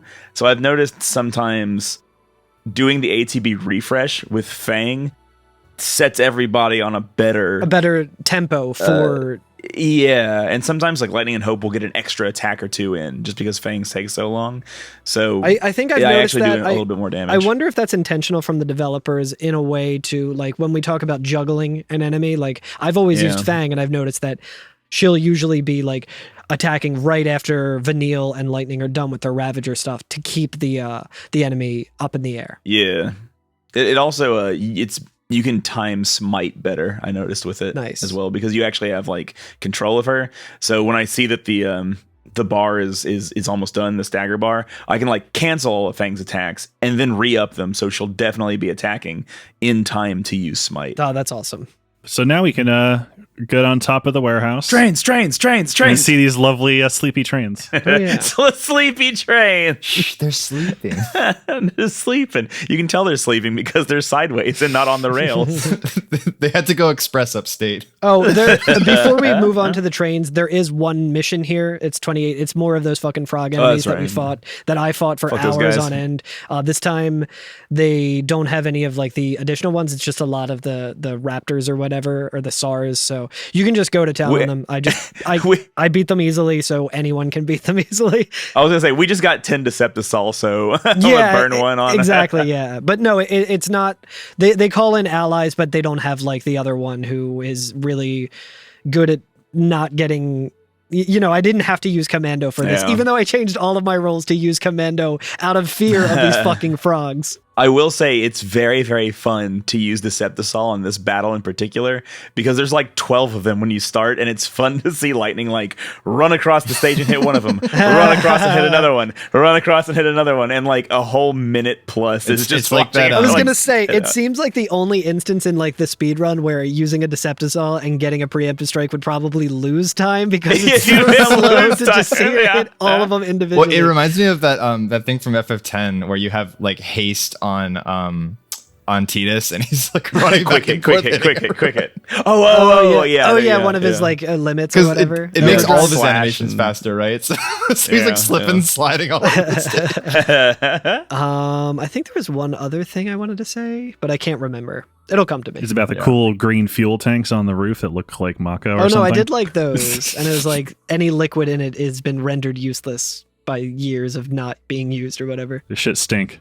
I should think. Oh, accepting that mission, seeing what it was, already like struck fear in me. I was like, fuck, I can't waste all this time like I did last time. And then I saw the mark appear on the radar on the mini map, and I was like, okay, it's like right there, so at least it's not too far. And then I saw all of the enemies that we have to fight populate in like one by one, like little dots appearing on the map, and I was like, no. But yeah, that fight's super easy. But yeah, we're on like an elevated train platform, and it almost reminds me of like, I don't know if all the listeners will know what an L is, but like an elevated subway line. Yeah, like it is literally that is what it is. Yeah. I thought Curtis was just saying like all of our listeners are Chads who have never taken an L. No, you're only a Chad if you Yeah. regularly take the L. Thank fucking God. oh, as in that L. No, Okay. I will say like I was actually. So this is kind of a reveal actually, because I mean we mentioned that it was a train right away, but like when I first showed up here, I assumed it was like a highway, you know, like just It an very much elevated looks like a like. highway. I used to call it freeway. a highway. And so I was so happy to see that like the entire right of way is just rail. I was like, oh fuck, these guys ruled. Like they had windmills, they had communal like resource sharing, Public and transit, they had baby. fucking like No individual- mainline public transit like elevated everywhere. Like holy shit. The only individualized transit they had were those little tiny scooter things. Yeah, little tiny K trucks. Come on. You know what's funny is actually like now that I think about it, I didn't. It's micromobility. They intentionally used mean this or anything. e-bikes to get around. Come on. What you said that like it's kind of like you could interpret it as a metaphor for like capitalism versus communism, like a Cold War kind of thing, right? But I remember when we first got to Grand Pulse, I was like, oh, the buildings look like the Soviet bloc housing, and I didn't even like think about it or whatever. Yeah. And like the trains too, you know, they look very reminiscent of just like Amtrak turbo liners, like that kind of corrugated steel, like It's Alex pointed to They aren't bullet trains. They're not like the big ones we saw at the first. They're not cutscene. super futuristic. And Alex pointed out earlier when we first, after the first fight with Dicely, when we get sent down to the Ark or whatever, that it's Now, when you say modeled first fight with Dicely, that it's he's a clown guy. We were fighting on Twitter. You think he's not going to be the final boss of the whole Yeah. game? I haven't finished the game yet, and I know he's going to be the final boss of the whole game. After that, we get sent down to that like subterranean area, and like Alex had just gotten the first to the Ark, yeah. The first of the compendium, and he showed me this spread that talked about how like they were modeled after like a real like infrastructure thing in Japan, and I can't help but think that like some of Oerba had to have been modeled after like Western cities, like American cities or something, like the Rust Belt. Even like they've already established that they are like referencing real places to design some of these spaces, and like it just looks like an Amtrak train. Like, I'm sorry, yeah. Between episodes, I think I mentioned like, hey, look, Corey, you compared Palm to DC, and then I pull up like the compendium, like, oh yeah, the art director literally went to like DC and LA to like design Amazing. ideas. I mean, not just DC, but like Tyson's in particular, the hellscape that is in Northern Virginia. Also, they had they basically split the design to even further sell like these completely two different cultures. Like Kimakuro, I think is that his name? The guy who did all the designs for Cocoon is a separate guy who did all the designs for Pulse. So he has cool, a so much smart. So cool. One's more curvy and like one's That's much more really angular cool. and contemporary. It's neat that they kind of like, oh yeah, we want to keep these separate so they have different personalities. I wonder if they I will were say- like, I'll show you mine if you show me yours. About this section as well, I think that it does a really good job of reinforcing themes once again, because I said a lot earlier in one of our earlier episodes that to me, one of the themes of this game is like the catch-22 or the damned if you do, damned if you don't, like having hope when there is clearly none to be had. And I think this is a very like interesting section because like once you're on top of the warehouse, you can see where the train line ends. It like goes out across the Ash Ocean and just stops. Well, And so, it like, stops at a fork, which is reinforcing this theme because one goes towards where the vestige was and one goes towards where our next destination will be. But they're broken though. Yeah. But they're broken. There's no way to access them. End of the You can road. see that like it literally is the end of the road, and you can see it. And like there's like a I'm certain. just so proud that Alex has fully taken the red pill on like critical analysis. My boy is growing up. Oh shit! It was like, oh shit! There literally is a fork in this track, and one goes towards the past, which is like where the vestige was, the old train Holy station. shit. Which isn't. It's just like it's only implied as that's what that fork is for, and it's completely blocked off. And then at the end of this chapter, we have to go the other direction, which basically spits us off back towards Cocoon. It's funny too because it's literally the end of the road, but it's the only thing you can see. It's directly in front of you. Once you reach the end of it, is just Cocoon sitting there, just so cool. mocking you. it's one of those things too where like this is a video game. This is a video game that we said is very linear. This is the kind of thing where, when we reach the end of a hallway in this game, we're not like, uh-oh, no way out. We know something's going to happen. Like we know, we're going to get into the next chapter somehow. The game started with a train crashing on the tracks. Oh, Shit! This literally is like we're literally walking like this whole track is literally representing of the game, our journey so far. It's just FF7 again. But yeah, like my whole point is like it's easy to miss this because I didn't really think of this in terms of how it, how except like we did symbolic get off it the is. train for a little bit. Just a little bit. But it's easy to be like, oh, that's the end of the thing. So end of this level, and then I continue forward some magical way or whatever and stuff. But it's like it's easy to miss that subtext because you're just thinking, oh, get to end of level and continue on. But like for like these guys, it's like, they The only thing I was Oerba thinking is of kind is of like, the I'm place, going like- to complete these fucking sphere grids. It's Yeah, the last yeah, thing I do. But like from like our characters' perspectives at this moment in time in the game, like they are kind of past their clock. They landed in Grand Pulse and they were like, well, nothing more to do other than just wait to become Seath so we don't kill everyone. And they're like, we can go a little further. Let's just explore this whole big area. We did all We're of already that. in the neighborhood. We did all of that. We got stronger and all of that. We moved forward. Then it's like, okay, we got one more place to go. Let's take Fang and Vanille home. Yeah, and And now we're finally there, and it's like, oh, okay, well, let's just go a little further. And like, it's literally like we are the furthest that we can get on Grand Pulse, and it's just a dead end. Yeah, and that's why, like, you know how, like, we talked before about whether it's like dumb or cool that Hope's name is Hope or whatever. Like, because like you can't just say the theme out loud like that. That's too obvious. But like, We're hopeless. Like, I'm right here. but I do like that, like. Yeah, when you said like having hope even when there's none to be had, I was just like, no, he's always been in my party. He's one of the best party members, like hands down. He is ridiculously broken. Yeah, but I love this like idea of like from the intro of the game, like it's just certain defeat the whole way, right? And like there are multiple times where the characters are like, no, this is how I'm going to deal with impending doom and defeat. And no, this is how I'll deal with it. And then they even have points where they realize that they were wrong and they reconstitute together how they feel and are like, no, this is how I'm going to deal with it. And then even that proves wrong. Yeah. And now we're at the point where like everything has gone wrong. We're going to turn to Seath.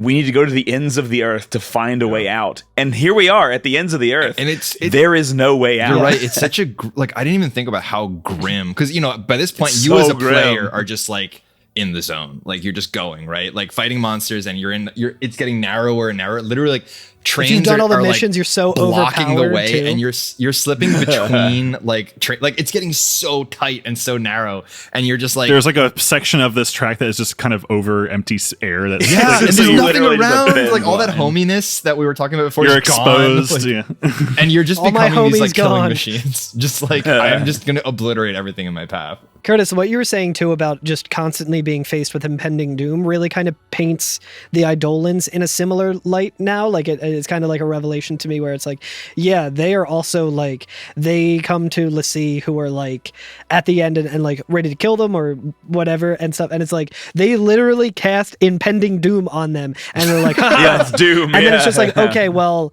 I die in 20 minutes or like whatever. Like I have no choice but to succeed. Well, that's the thing is like you're either gonna die to the Eidolons when they cast doom on you, or you're gonna go a little further and die when you complete your focus, or you'll go past the focus and then you'll die by becoming a Seath. There's no way And out. the Primarch and the whole thing is called that, Daisley. and like the vain, it turns out vain search to get out of the system somehow, because like we've been like Lightning's like, okay, well, I'm gonna die on my own terms, then I'm gonna go out in a blaze of glory. She realizes that maybe that's not the way that she wants to do it, right? So like, actually, I'm gonna die by throwing it back on the powers that be. We'll try to do like some kind of revolution. That actually you cannot do. So okay, well maybe we can get outside of this circle. Like maybe there's a way out, and we get to the end of Oerba, and no, there is not a way out. Back to square one. You are going to die. Yep. Like it's gonna happen. It's very grim. Or you could just, Which is what I love about it. Real good. You could not die by fulfilling your focus and pulling what is known as a piccolo and destroy the moon. That's Mr. Piccolo to you, goddammit. When I find myself in times of trouble, Mother Mary. Mother Eidolon comes to me, speaking words of wisdom to Lassie. Oh no! Is that what you were working on back there this whole time? But anyway, yeah. So we walk along the train. It's very nice looking. There's a lot of like overturned trains and different like It's the train graveyard, but it's over water. Yeah. it's over water, and we come across. We see where the end is. Right, we're coming up to the end. There's a save point and a what we like to call boss arena. Everything's like cleared out. You're like, wow, the end of this like path is very clear, almost like a wide boss. And much like Sort the of end, No rubble boss. here. much like the end of the Ghost Train in Final Fantasy VII Remake, you fight a ghost at the end. When should we take our break? Probably right now. Yeah, so Yeah, let's hit that save spot. yeah, Split. things are getting real boss-like up here. So Admire let's- the view while we can before we hit that 4 Yeah. break. Yeah, let's do it. All right, see you when we get back.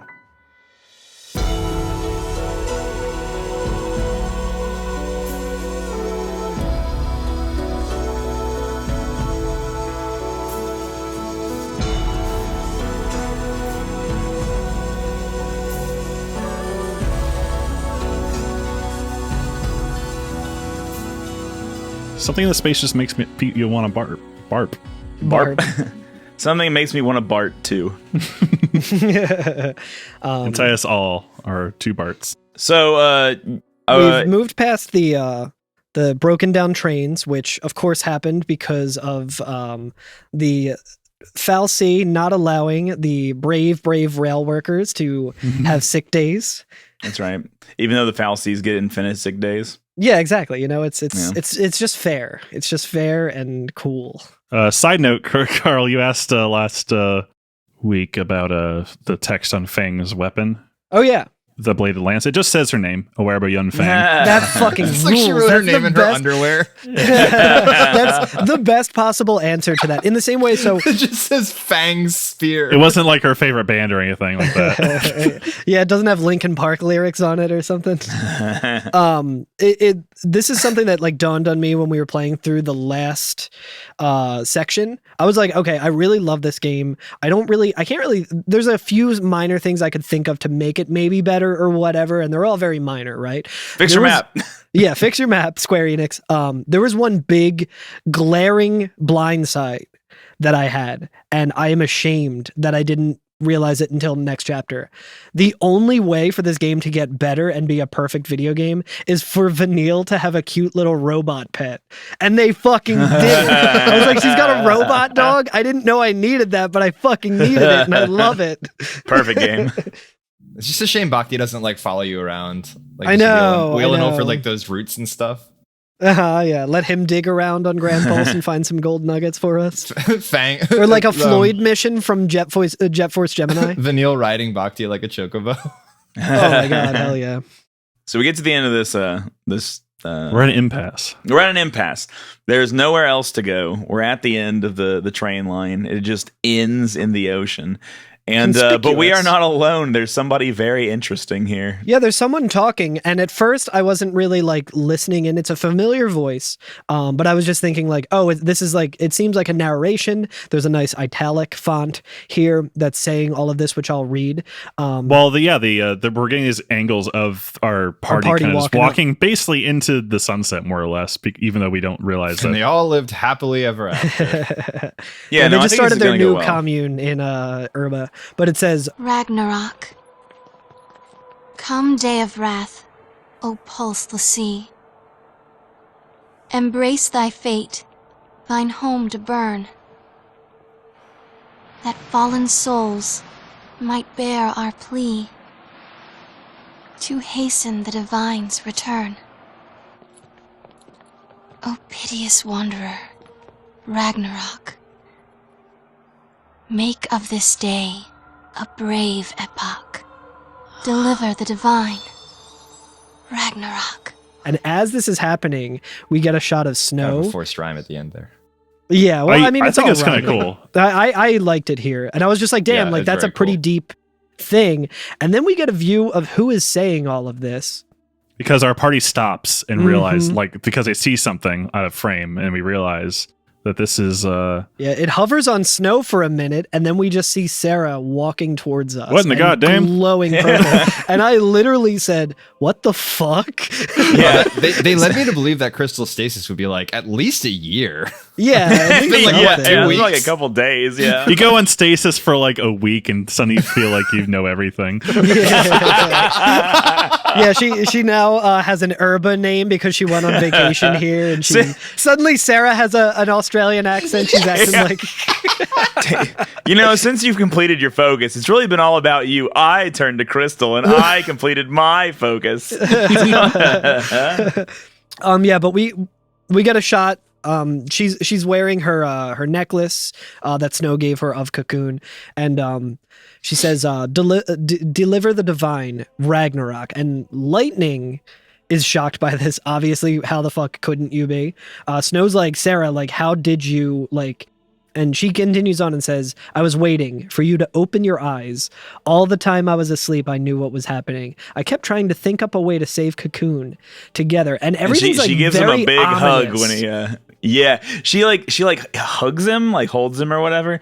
And when she says like, "I was trying to think of a way to save Cocoon together," she like opens her eyes and looks very like sideways at him. It's very, like you said, ominous. Yeah, there's ominous music playing too. Like it's very uncanny and weird. Rightfully and not so, like, a joyful reunion. very similar to when we saw Dodge. We get a shot of Dodge like going, like this doesn't smell good. This doesn't smell right at all. Confused hug. This feels a little weird. But yeah, also the camera rotates kind of unsettling, like very Dutch angle, so it feels very like twisted and like nightmarish. Yeah, as we're kind of zooming in. But yeah, like something's she off. She hugs Snow while she's saying all this about like, oh, how can we save Cocoon together? And Snow kind of like looks at her and like is like holding her shoulders and shoves her back, and he's like, Sarah, like, yeah, he's like freaked the fuck out. Yeah. He is not convinced. But yeah, and she continues and says, "You get it now. There are no gods and miracles to save us, no matter where you look. That's why we need to call one and destroy Orphan. Then we'll save the world." Mm-hmm. And I was like, "Oh, destroy Orphan, Daisley! I know who this is." I think the most shocking part. She got some anime like sneery like grin. Too. Yeah, I love like, the DreamWorks grin she gives. She's just like shading like. We also see behind her while she's doing this. What is the owl's name? Minerva. Yeah. Minerva actually shows up and you see the owl flying around. Yeah, you kind of see that and you're like, oh, okay, I get this. But we get what, in my opinion, is probably the biggest reveal of the game. Lore drop I have ever seen in any Final Fantasy game, where Lightning just is shouting at her and she says, "Stop it!" And she says, she's getting ready to get her sword out. She's like, and she says, "You can't do that. You love me too much. You do, don't you, Claire?" It's like, Lightning's name is Claire. I lost my fucking mind, dude. I was like, holy shit, we know Lightning's name. Dude, if I was Snow, I'd be pissed. Like, I was supposed to find out that from my real girlfriend. I mean, to be fair, like Lightning says, well, I'll tell you my real name when we get Sarah back or whatever. So, like, I guess. In a way. Yeah, Snow just stops in and goes, enough already. Listen up. We're all shooting for the same goal here. And then we meet another old familiar friend. Mm-hmm. Yep. Gabora? Yeah, Gabora. Yeah, Sarah just kind of explodes in a bunch of purple light, and then suddenly the worst fucking guy you know appears right there to make no good point.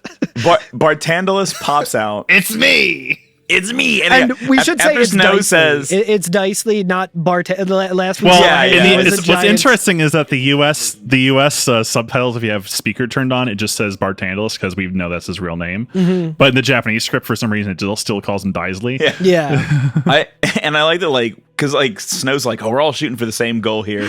Daisley pops out and goes, the result of that is this, and like 0.0 seconds transpire before Snow tries to punch him in the face. Like, he's like mid sentence and Snow's like, I'm gonna hit him. He's already swinging, dude. There's my enemy. Already fucking swinging. And he doesn't wait when he misses. He immediately gets up and does it again. Yeah, because he Daisley teleports and there's so much weight behind his swing that Snow like completely flips over. He eats shit hard, and then he like falls forward, and Daisley like teleports like a couple feet back, and Snow like as he's falling rolls and keeps fucking booking it over to him. It's so good.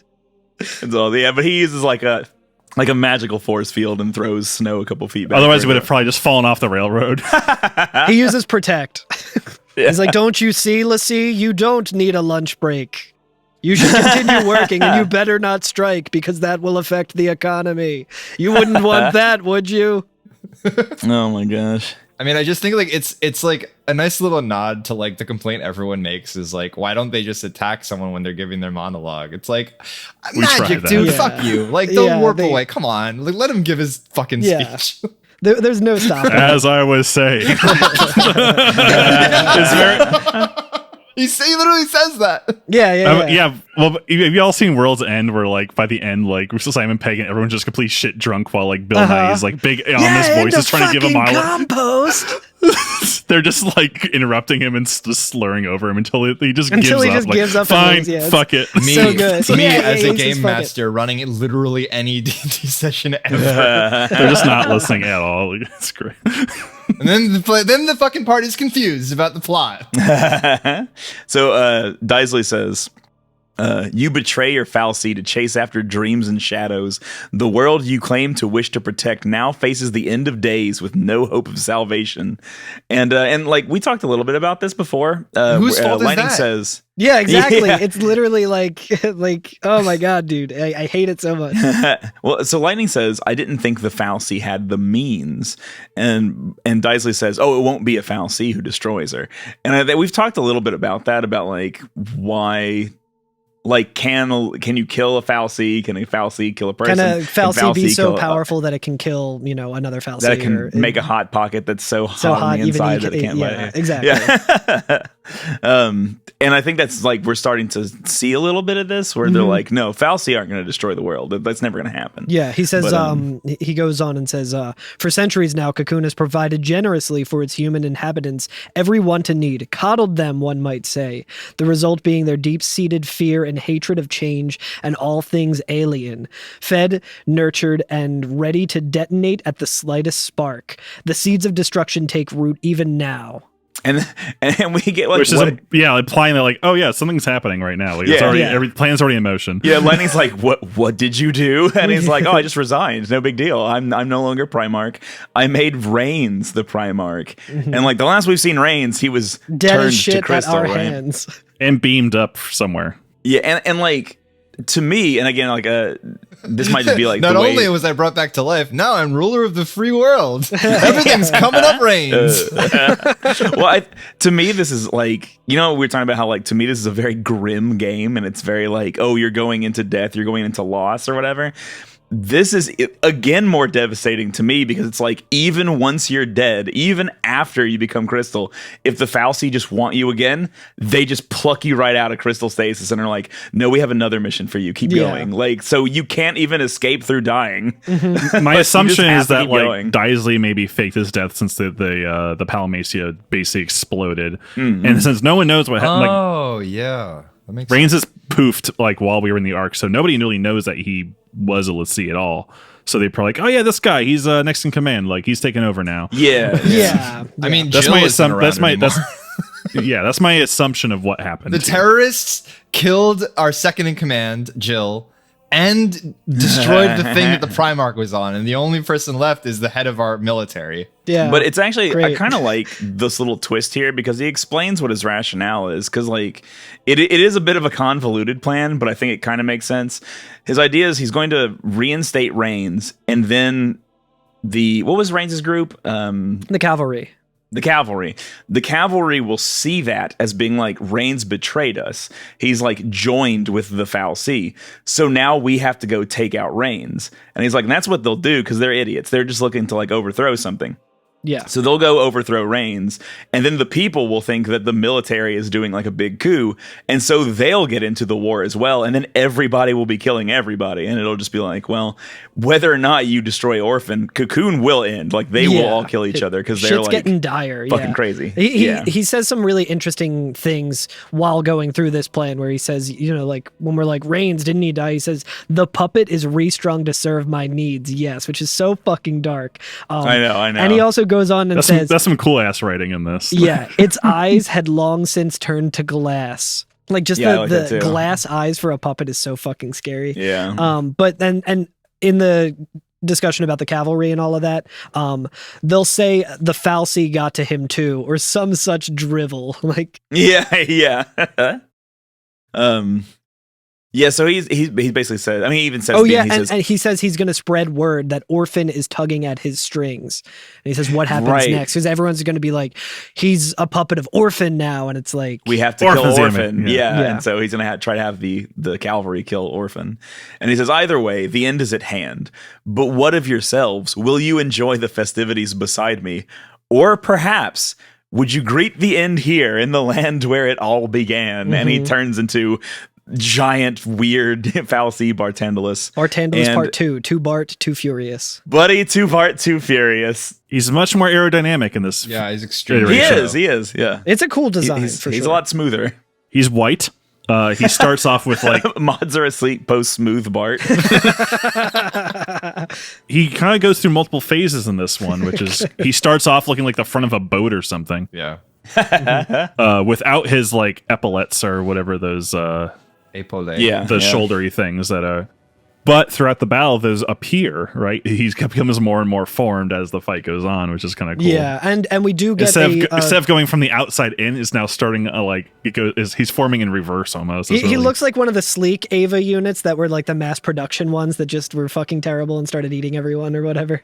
Oh yeah. Yeah, I like that, it starts off like basically faceless, right? It's just like the front of a ship, and then it materializes like this wall of faces, and then those open up. The choir, yeah. To reveal. But they're up right side up this time. One giant face. Yeah, and Bart's old classic face that we know and love. Yeah, and I've just been thinking a lot about this like motif of, false faces and second faces and many faces that are like on all of these falsi, faceless. Well, just real eyes, like real even eyes, real eyes. Even the last segment, when we were fighting Dahaka, like his false face. What we thought was his face is revealed that no, he has a secret face underneath, and like it just really points to like this deception that the falsi use, where Masks they're choosing Lassie to like do their bidding for them and be their face, and like how Bartandalus uses Daisley, like his an alternate persona. Like there's always a mask. Like they pull off a mask and reveal another mask underneath that. Like there's so many kind of degrees between the real falsi and like the way they interact with like their motive. It's I don't know. It's just like it's been stewing for a while about that. Every falsi has a blank. face on it, which is kind of cool. All is blank, all is blind, dead inside the inner mind. Is it me? Is it you? Behind the mask, I ask. And I'm about to break. No, just you talking about masks. I just heard the fucking synth of Behind the Somebody Mask stop by me. YMO. So, Yeah, Jim carries the mask. smocking. So, smocking. you guys want to talk about this fight a little? I did not have any trouble with this fight. Really? Yes, I found it very easy. This time I beat it my first go. That is the first time I've ever done it, but I did beat it on my first go. I mean, at this point, we have like maxed out stats and all kinds of shit. Like everyone's level 4 and everything, and my weapons. And That's shit the are thing. upgraded. I did all of the missions prior, and I think that has a lot to do with me being able to just kind of get through them. But I think if you were maybe under leveled, because I was like at this point, I had like maxed out my main jobs in the Crystarium and have like moved on to the secondary ones for everybody. So I was like plenty statted up for this, I think. I have watched a friend of the show, Ninny's, speedrunning this section under Mr. Swanzig's tutelage, and seems pretty brutal. Like it looked really fucking hard. This is apparently one of the worst fights in the speed run that has killed many, many runs. And the reason for that is it can be very, very random, and you can get extremely unlucky with the debuffs that he throws on you. Yeah, his debuffs too are like Ga spells, so they hit everybody. Yeah. So he does like Poison Ga and Daze Ga and all this stuff like that, and it's very rough. He when he hits you with Daze Ga, just nobody can move for a while. Yeah, it sucks. You just aren't able to do anything. It sucks. But you can have a ribbon by this point, so interesting. That will keep one person going. I did not get a ribbon, I don't think. I had one ribbon by this point. Curtis, is this the boss that you expected, that you were alluding to, that would be very difficult, that I would have no problems with? Yes. Yeah, you were correct. Okay. I had no problem with this boss. I beat it so first weird try. because I've had so much problem with this boss. There's no Jezrek. And when I look online, yeah, exactly. It's no 3 fucking frogs by a chocobo. Like, No, those like I struggled the most on that shit. That shit's summoning, yeah. This time, same. I don't want to discredit anyone who has had any trouble with this boss. I played it extremely safe and extremely slow, and also had, through doing all of the missions and struggling really hard over the past several weeks with some of the finer details of the battle system, was able to kind of like know enough about it to just go in here and do it in one shot. I got like 0 stars. I was like 3 minutes over the estimated time, but I had combat clinic, so anytime things got a little dicey, a little dicey, no pun intended. All 3 of us. Anytime that happened, I would just immediately use the Suna. I would immediately just cure everyone up. That's the secret to this fight. Like if you are having problems with it, like listener, if you are having problems with it, the way to deal with this is not to let your debuffs go. Yeah. Like, go ahead and buff up. Go ahead and stop. The solution and to being debuffed is to remove the debuffs. Wow. Yeah. Exactly. Yeah. Well, a lot of times you can just be like, fuck it, I'll be all right. You know what I mean? And just kind of like power through it. It doesn't matter. But with this one, you do want to, because like when he uses like Thanatosian laughter or something like that, like if you're buffed up, if you have protect on, he'll still do like more than half of your HP. That's like a just onslaught of like 20 of his base laser attacks, right? Because Yeah. he's pecking you off throughout the whole fight with these little pew, They're, pew, they're, like, just they're as we're going. small damage, but it's a lot in a row. And if you have any like debuffs, like you're really going to get hit hard. You can get poisoned during this. God. Yeah, there's a lot of things that can happen, but he is also very susceptible to debuffs. So I just went in with my dream team of Lightning, Fang, and Vanille.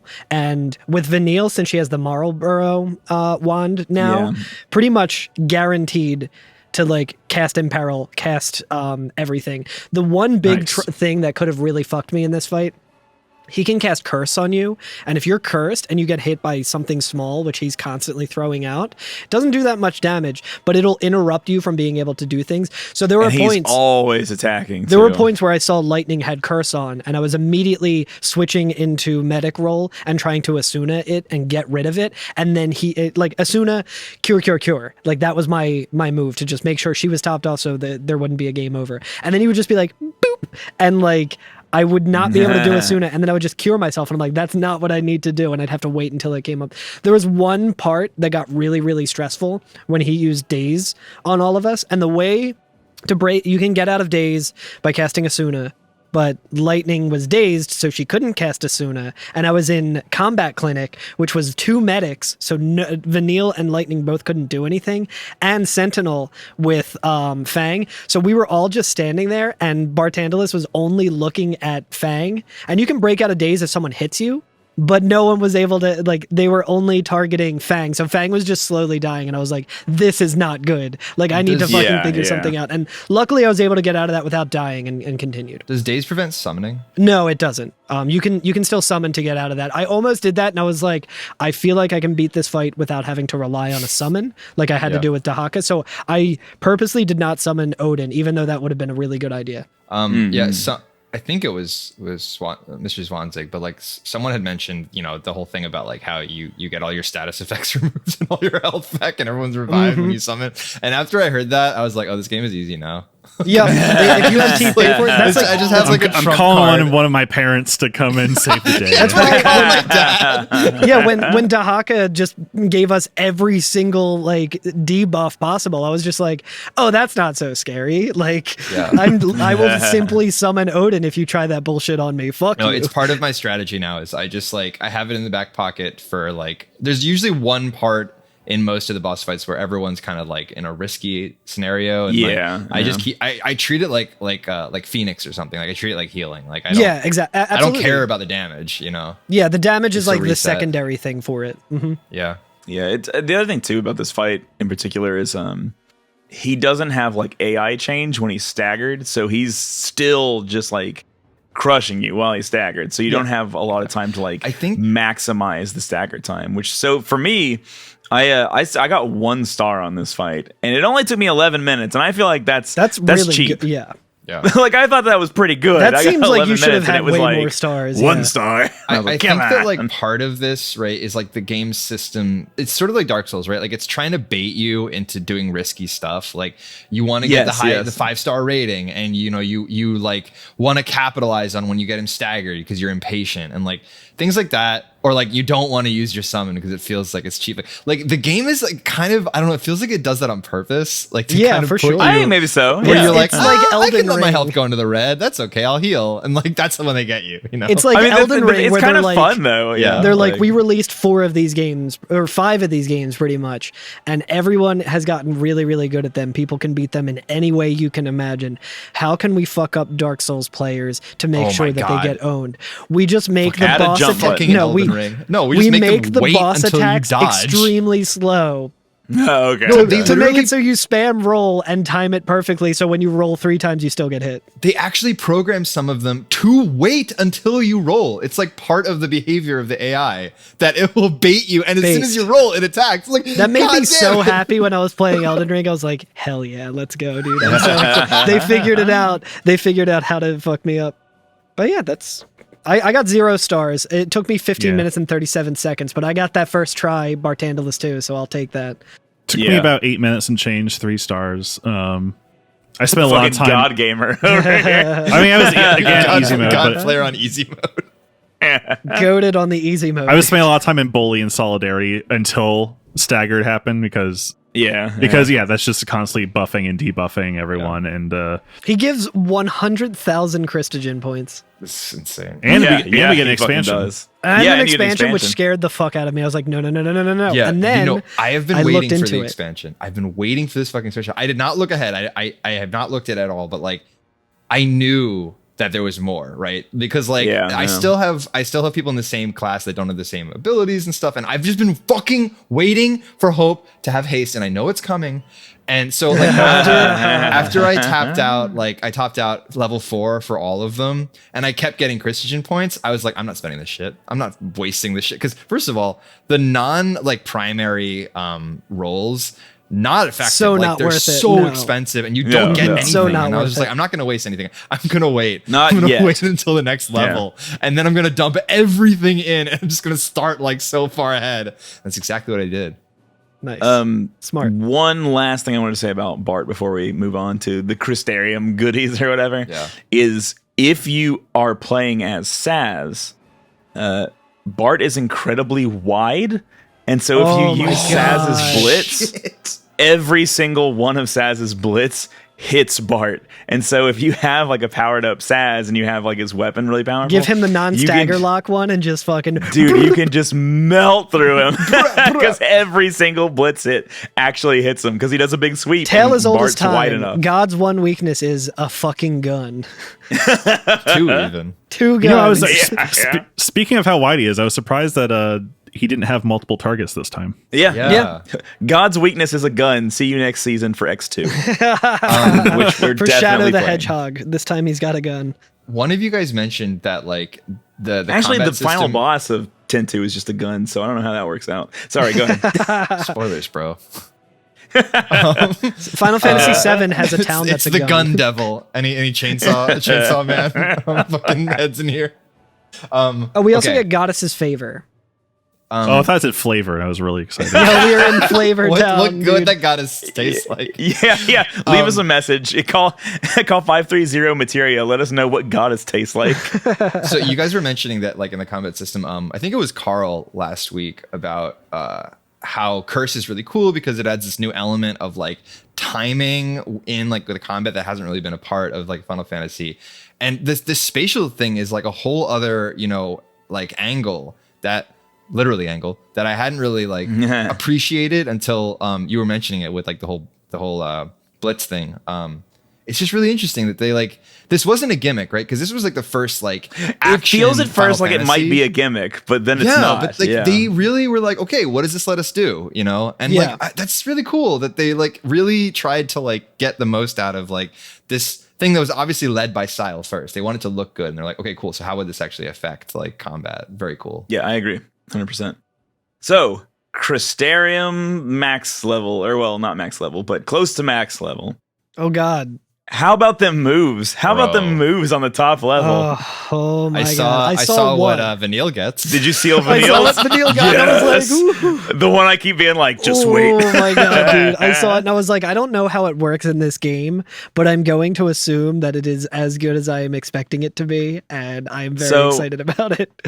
So everybody gets a special move in this tier. I think this is tier 9 of the Crystarium. Yes. Mm-hmm. And everybody gets a special move that only they can do. So like Lightning gets her Omni Slash, right? She gets Army of One, which is Army Omni of One. Slash. Yeah. Fang gets High Wind. How exciting. Love that. Yeah. I forget what everybody gets, but the important one for me I think is that Saz gets Cold Blood. Is Hope getting haste? Hope getting haste yes. breaks the game for me because he already does everything. Hope also gets another special, but he Hope, also gets haste. Hope not having haste is literally the only reason I ever put Saz in my party. Okay. Yeah. But Hope doesn't have cold blood though, so but importantly, Vanille gets fucking death. Just straight up it's death. So busted. And does it do what you think it does, where you cast it and the enemy immediately dies? Yes, it does. And not only that, is if it fails, it still does damage. It does a shitload of damage. What the fuck? Yeah, it's so good. It's so good. And as we will find out that in like 2 or 3 episodes, I will bring up again, not all bosses are immune to death. They just have. It wouldn't be a Final Fantasy game if there wasn't at least one boss that you could throw a fucking you throw a Phoenix down down at and it fucking kills it. So now a lot of them have like 99% defense against death or whatever, but you have the Malboro wand, which increases that. Yep. And so, like, I should start. If you think of it of like, oh, the Malboro wand brings it up to like 3%. That means if you just cast it 30 times, a boss will die. I play D&D. I understand that. I'm gonna. If What's I that? ever A play 5% D&D chance? with You mean Corey, every 20 rolls? That's If incredible. That's all the time. So like, yeah, Vanille can just like end entire difficult fights immediately, which. If you do what I end up doing, because I've played through I played a whole bunch of the game already to try to get through like a lot of the pulse missions because it takes a long time. So I've been playing ahead.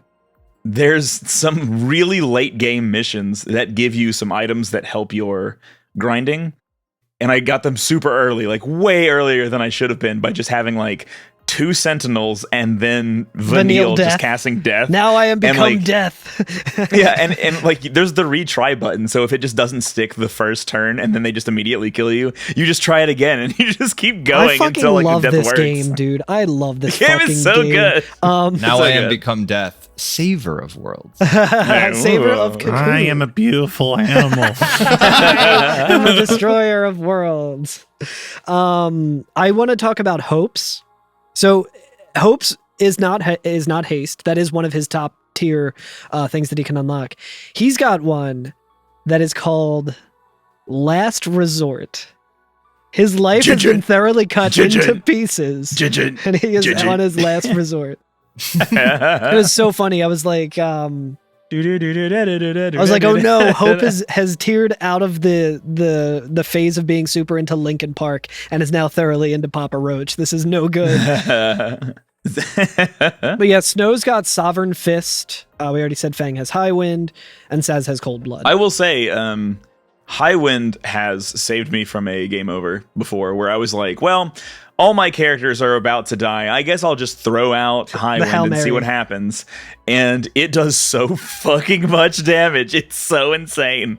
It's like, what if Fang just hit the enemy one time for max damage? Yeah. And you're like, holy shit. It's really good.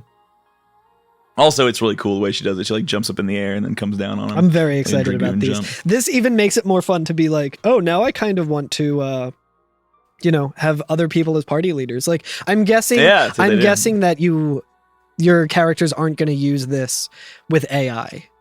They won't. I'm guessing it's kind of Really? it's kind of like the techniques that we've got, like TP techniques and such. Every other technique, I feel like the AI has used at some point. Yeah. These are an exception. Not like literal techniques. I just mean if you have like Libra or Renew or whatever, that's the thing. Like you can only use it if they're your party leader. Yeah, these are like they're just like these are not techniques. They're just commands. That explains like why I've command. never cast Renew because I've literally never not auto attacked in this entire game. You'll never see these pop up in auto attack. Yeah, even that That's the same thing with like auto heal. You very rarely will use Asuna, which is annoying as fuck. You're right. Yeah. And also raise, they very rarely use. For some reason, if they're down the and AI you do auto haste or auto heal, and like if Vanille's dead, you do auto heal to Vanille, she will raise and then cure. At least with lightning for me. It will, as long as someone else isn't very close to being killed. Because if somebody is like less than I have to cast cure HP. 6 times and heal them Oh my Yeah, God. Before I it'll- raise the it'll fucking go- medic. Sorry. Yeah, Oh no, it'll no! go to I that mean, you have to first. Can you select tell your. him? You have to Pissed select off your about this for a target. while. I'm never just mashing auto. Okay, alright. Like it'll like even if someone's close to death, if you hover over Vanille, it will know enough to be like, I need to raise her before I can do anything Okay, else. alright. So it's No, all a I'm matter I'm of a masher. yeah. I'm a No, masher. understandable. I just mashed in Pokemon the other day when I was doing like the VTuber gym battle or whatever, like the streamer who's super sick. And the whole gimmick of it is like you're on her stream when you're battling. And I was like, okay, I gotta look really fucking good. And I went to go and revive one of my Pokemon, but the menuing in this game's a little different. So I went to use revive and I used it it just like automatically moved the Pokemon I was using to the top of my party. So I tried to use a revive on it. I was like, On yourself. no, that's not the one that I don't need to use that. And it was like, nothing happened. I was like, fuck. And then I got into the next thing and did it again immediately. I'm like, oh, I'm looking like an idiot on this VTuber stream. What am I doing? Yeah, did she roast you? She's She like, look should at have. this Yeah, dumbass. no. The, Someone the clip chat this. is just like, Yeah, yeah. Monka ass, like Keck W's, Yeah, like yeah. as far as the eye Yeah. could see, dude. It was so embarrassing. So there is also another cutscene after this. There's kind of two. So we beat Bartandalus, and as always, Bartandalus is fine because he loves them decoys and false bodies. He's like, We've good defeated job. 2 of his Horcruxes by now, so. But he says, the time has come. Allow me to extend my invitation. To save a people beyond salvation, there is only Ragnarok. Cocoon suffers. Release her from her pain. Fucking And he once again asshole. leaves you a cool ship Yeah. to get to Cocoon on. Yeah. Yeah. Cool ship, Neato which ship. again is just Minerva transforming into a giant ship. Yeah. Or not giant, it's more of like a TIE fighter size. Yeah. But before we can get on it, there's actually a Seath Stone nearby that the party will engage with. Yeah. And it's almost like you engage with it, and then the party has like a little bit of dialogue, and then in the cutscene brings up the Seath Stone. It's interesting how they do it. But Saz is like, this is the end of the rainbow. Here's hoping that Pod is full of tips on how to deal with crackpot Fal'Cie. Kind of a good dunk, but very clunky. That's what I say about this pot all the time. Yeah. But Fang mentions the Seath Stone. She's like, oh, I don't remember this being here before. It pops up, and it does, I guess, what Seath Stones do, but instead of giving us, like the player, a readout, we see what the readout actually looks like to the l'Cie when they're getting their information from a Seath Stone, which is very cool. It's kind of computery in a way. Like it like displays holographic text like right in front of it. Yeah. But it gives you a kind of like, I guess, like a poem or an ancient writing of some kind. And it says, Cocoon, where the slaves of Lindsay dwell, is the enemy of all life fostered by Pulse's sacred hand. So our Fal'Cie determined Pulse's will and chose l'Cie and gave them a focus. Become Ragnarok and bring about the end of Cocoon. And so the beast arose, defeated Lindsay's hateful Fal'Cie, and prepared to tear Cocoon apart. And this is like an important part here. But her providence betrayed our l'Cie, draining Ragnarok of strength. Their focus only half complete, the l'Cie were taken to the enemy's land by Bartandalus, curse his name. And the goddess said, l'Cie who rest upon Cocoon will reawaken, however long they may wake, and Ragnarok will rise again to tear the land from its seat in the sky. Her word is absolute. And I think that's like maybe one. It's interesting too, because we just beat Bartandalus, and the item that drops is the goddess's favor. Mm-hmm. And we've heard before that there's a goddess in all of this that's not Lindsay and it's not Pulse. Please, Lindsay was my mother's name. Call me. Yeah. And here, I wonder who it is. Yeah. And here we're like, oh, okay. So Ragnarok. I can read Latin. So Ragnarok at one point had risen up to go after Cocoon, but this goddess, whoever she is, was like presumably had mercy on Cocoon's inhabitants and put Ragnarok to sleep, Right. which was turning Fang and Vanille to crystal, right? So there's like this currently existing force out there that people are referring to as the goddess, who is still making like decisions and is still a player in this, even though she is entirely unseen by us this far. Yeah. Which I think is very interesting. And it's interesting that we get the item, the goddess's favor, right here as well. Yeah, which that was kind of I actually looked into that. It reduces the duration of a user's status ailments. So that sounds like it's a pretty good item. But you can also dismantle it to get you some like crafting materials and a ribbon. Oh, very nice. It's like, oh, the goddess gave me this blessing. You just rip the ribbon out of it and you're like, that'll do. This is all I need. Oh, cool. Quick aside. Did you notice something is wrong here about this cutscene? The ship's not there. Oh. I was like looking at Cocoon and I'm like, the crack of Cocoon might be. The ship just is not rendered. Boy, I during hope this somebody got cutscene. fired for that. Are we to believe that this is some sort of magic xylophone? So the party's like, oh damn, I guess this is the end. There's nothing that we can do. They keep saying that. Yeah, fucking Cocoon's gonna rip itself apart, whether we're there or not. You know, what are we gonna do? And the party kind of comes together and is like, well, we need to finish this. We need to go get Daisley. We have to take this fight to the very end, no matter what, right? Yeah. But Daisley's is driving that ship. Lightning says something that I hate, where she says, yeah, like we do this, but another war breaks out somewhere else down the road. It's like, all right, you fucking, like, that doesn't mean you shouldn't try to prevent wars now. She says that specifically in regard to Fang being like, so we can go there and we'll protect Orphan instead. And if we protect Orphan, okay. and then she's like, well, then another war breaks down the road and kills Orphan anyway. Right. Like, we need a it's different not alternative enough, plan. right? I read that more of her being like, what's the point of stopping war when... And she probably does mean that, because Hope kind of corrects her where he's like, you know, before you told me it's not a question of whether you can or can't, you just do it. Yeah. Like, regardless of like whether another war breaks down, what's important is that we go and we do it anyway. Yeah.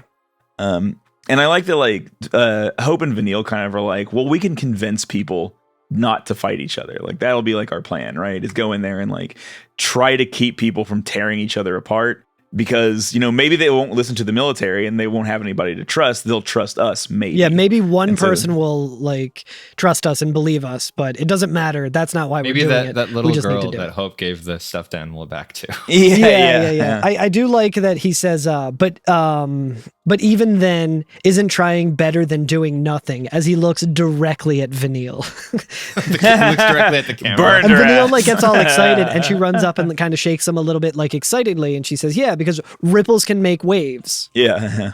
But I like that. I like that. Like, that's how they're deciding to take it. So it's almost like, I mean, this is probably not quite right, but in a way, they've almost like accepted their fate and are like, well, it's a bigger thing than us. It doesn't matter like whether or not we're going to meet our death or success or whatever.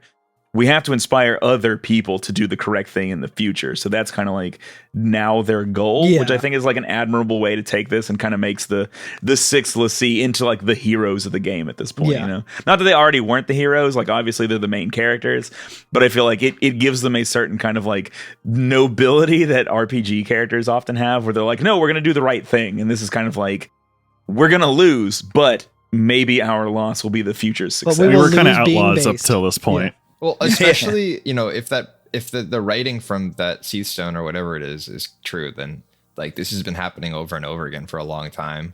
And it's just like, bro, we can't, like, he can't keep getting away with the shakes fists. Like, you gotta make Daisley eat shit. Like, this guy cannot be allowed to have what he wants, you know? Just like the final summoning, you know, it's always going to be final each time. Each time it does it forever. That's why it's called final. Yeah. I do like that Vanille kind of reveals what she wished for during the fireworks. She says that she wished to not... Because we never really got anything from her perspective. We always kind of see her in passing. Yeah, we just saw her everybody there. else's fireworks scene except for hers. Yeah, she says, when I was on Cocoon, I wished on those fireworks. I wished to not let anything happen to Cocoon this time, but I shouldn't have wished for that. And everyone's like, like it's something like moment of misdirection. She's like, wishes aren't enough. Prayers aren't either. This time, I'm making a promise. I will keep Cocoon no more safe. thoughts and prayers. I promise. No matter what. I love it. It's like thoughts and prayers are not enough. This time, I promise. But no, I mean, the sentiment is very cute and it's very, you know, like Vanille's like, I'm not just going to try to wish it away. Like, I'm taking fate into my own hands and I'm going to fucking, you know, fix it somehow. She said promise or vow. Right. I think we also get a trophy here, which is Instrument of Faith. Yeah. Instead of an instrument of fate, it's an instrument of faith. It's interesting. So term. You gotta believe. in the Japanese, right? She doesn't just say promise; she says vow. Like Nice. it's more serious, right? Like she's like taking a solemn oath to do this, which is volitional, right? It is fundamentally different from a prayer or a wish. Yeah, absolutely. Yeah. Love it. But yeah, so we get on the ship and we get some dialogue. We get some narration from Vanille again. Even if we were chasing shadows, our minds were made up. We'd realized along the way that choice was the only thing we had left. Maybe we'd fall short. Maybe we'd never even come close. But someone, someday, would know we'd tried. Yeah, which is like Especially coming from Vanille. It's still dark, but it's like hopeful dark. It's weird. Especially coming from Vanille, who is basically like, I'm not trying anything. That is the best thing for anyone in the world, is for me to go down in obscurity and no one know who I am and me not do anything or make any waves. Now she's like, let's make some fucking waves. Yeah, no, absolutely. Like, her logic she's was like, sound. if I do anything, someone's going to get hurt. I should just do nothing and take the pain on myself. Yeah. And then no one else will have to deal with it. Yeah. I do enjoy that in this transcript you have parts where it's like Hope says right, and then just Japanese nothing. Hope says okay, Japanese. They didn't nothing. add subtitles to just grunts. Like, there's a lot of just like in Japan, like they always have the sounds of those like and like stuff like that, but they don't bother captioning that. Like ooh is actually like a word in Japanese that means like yes. So. Most of the times when people say yeah or no or just stuff, it's just not. Just picture it's him not like captioned in Japanese. just silent, just right. I am waiting for a bus. But yeah, we're on the way back to Cocoon now. Blasting off. In the bus back to Cocoon. And I think that's where we're gonna leave it today. Is that right? Yeah, I think so. That's the end of this chapter. I like to I was terrified of Bart too, and then we got to it and we're all like, that shit was easy. Yeah. I was. The next scene, I agree with Carl, is buck Oh, wild. it's fucking buck wild. I'm very excited to It's talk probably about the it. dumbest thing I've seen in this entire game so far. This dude, I'm not even Dumbest exaggerating. or We've most seen some dumb kick-ass shit. thing ever. No, it's very stupid. I was thinking when I woke up today and I was thinking about we were going to record this, I was like, no game before or after will ever do what the intro cutscene of the next chapter is. It's so fucking stupid, and by stupid I mean it's the best thing I've ever seen. Good, dude. Like, it's incredible. I need Y'all, to know why. A year before this game came out was a lovely movie called Speed Racer by the Wachowski sisters. Oh, it all makes sense. I didn't know that they did that. Oh my god. Nice. And it's very dense visually, and I'm getting lots of flashbacks to that. That does kind of make sense. I feel like we were talking about how the intro of the game seemed very Matrix inspired. So Yeah. maybe the devs were just super inspired by the sisters, Wachowskis. the Wachowskis. Yeah. Couldn't remember their names. Not the Shiva sisters. Not the Shiva sisters, the Wachowski sisters. Although they do make an appearance. Oh my god. Let's just say the gang's all here. Yeah, the gang is Raising there. questions about why some of the battles that we've struggled with couldn't just be handled in this settled in nature. cutscene. Well, we get a nice FMV of the Minerva blasting off through the pulse gate, I guess. Yeah, which Again, I it guess kinda that's engulfs. like a fal'C because it's very like fal'C. It looks shaped. like a ghost. It has the Lindsay kind of proportions. Yeah. Which we didn't mention on Bartonolus's pauldrons. He has the Lindsay symbols on there when we fight him this time. Yeah, it's all over him. Yeah. And it's a lovely swooping kind of reverse of us looking over Grand Pulse when we landed, but now we are like blasting off back to Cocoon. Yeah. Yeah. And then we can save. Yeah, we can save. Oh, boy. And I think this is a moment in the game where it says like, "Are you sure you want to continue forward?" Yeah, I like the prompt where it's Yeah. like Bhakti's waiting for you. Yeah. I like the Yeah. prompt where it's like, this ship is going to Cocoon. Are you sure you even want to go back there? Yo, that It's like, place. dude, why? I've been really having a great time on Pulse, to be honest. It's very been fun and lovely. It's open. been like a nice little vacation mid-season. It's nuts. Yeah. You ready to go back to the corridor simulator? Oh, yeah. I saw the map for the next level, and oh my god, in terms of the corridor simulator, it's just like a bunch of like very narrow lines, like catwalks. Yeah, if we talk about architecture, then we like the next chapter will be as long as the rest of this season was. If we talk about like every piece of like I'm gonna like watch the whole opening cutscene at like 0.25 speed. You have to. I was gonna say I'm gonna have to go back and watch the intro cutscene like frame by frame to tell what the fuck is happening. There's a lot going on. Yo, you like cuts when it comes to editing? This game's got you covered. Well, I was compared to Speed Racer because that movie has like no depth of field, so you have no sense of what the fuck's happening in terms of like scale or anything. So it's like this just noise. It's good. Colorful noise. I just love having rapid cuts with chaotic action and a camera shake added on for good measure. Yeah. And then sometimes we're seeing pans. Let's go. Sometimes we're seeing the action through the camera of the movie. Sometimes we're watching the action through a in-universe camera displaying what's happening on a screen someone's watching with shaky cam and cuts. Yeah. God, imagine if they made a podcast about this game. Well, I suppose we'll have enough time to talk about that next week. Fuck it, let's just do it now. Here we go. Okay, chapter 12. Yeah, the entire chapter 12. Oh, one last thing I'll say about this chapter. It's very cute after saving Bhakti. Like, Vanille's very excited. Fang calls Saz a lifesaver, and he says, it was just a quick tune-up. Don't mention it. Like, I love their relationship now to where he's like, yeah, you may have cursed my son to eternal damnation or whatever, but let me fix you a cute little robot for you. Don't worry about it. It's just a tune-up. That's what I'm here for. That's why they pay me the big bucks. I do this shit for a living. I like that Saz has been just Vanille's tech support. Yeah. Back on like Vile Peaks or whatever is kind of the same thing. We're just like, Pulse tech can't be all that different. He's being a dad. He's fixing Vanille's like broken toys. Yeah. Her Furby. We are at the end of the game pretty much, right? Yeah. This is like the last playable chapter, right? Yeah, technically there's 13 chapters, technically, but this is the last chapter of the plot. Yeah. So we'll be back.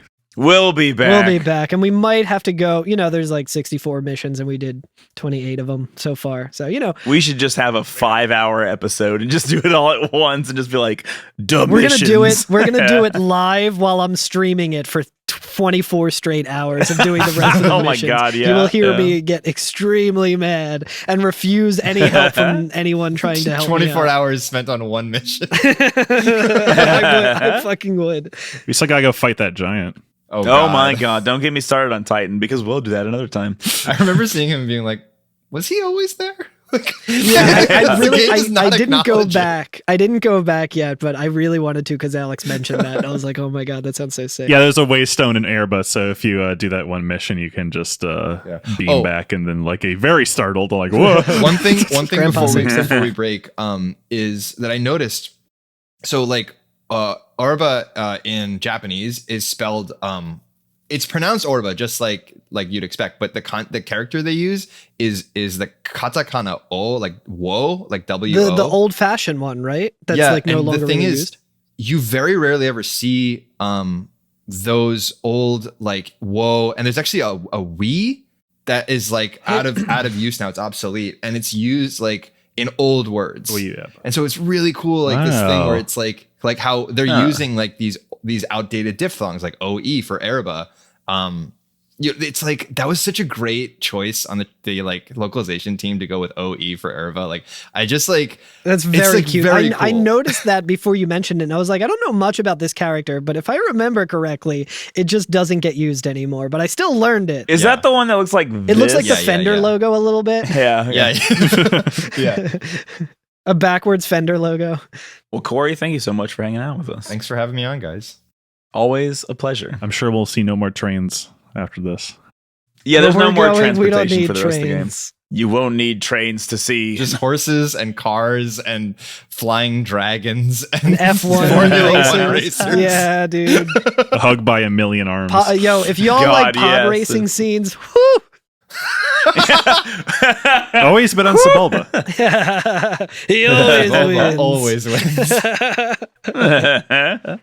Sir Sebulba has been ripped out of his pod by a giant lumbering man who punched him in the face, and the crowd is loving it. Well, Alex, would you like to give us 500,000 gil all in one go for repairing you? Yeah, absolutely. This is a This is an Alex bonus bite. Thank you, Masashi Amauzu, for the game and music. A beautiful score through Oerba. I love the Dust to Dust theme so much. It's really good. It's very it's so ethereal, spooky, and heavy. It's great. It also doesn't loop. It just like plays once and then just starts over. It's an interesting. So it is just like a single piece of music. Be sure to leave us a review or rate us on iTunes or Spotify or wherever you're listening to us. Thank you to everyone who gave us very explosive dopamine drips looking at our stats on Spotify. It's very nice. You're rapping.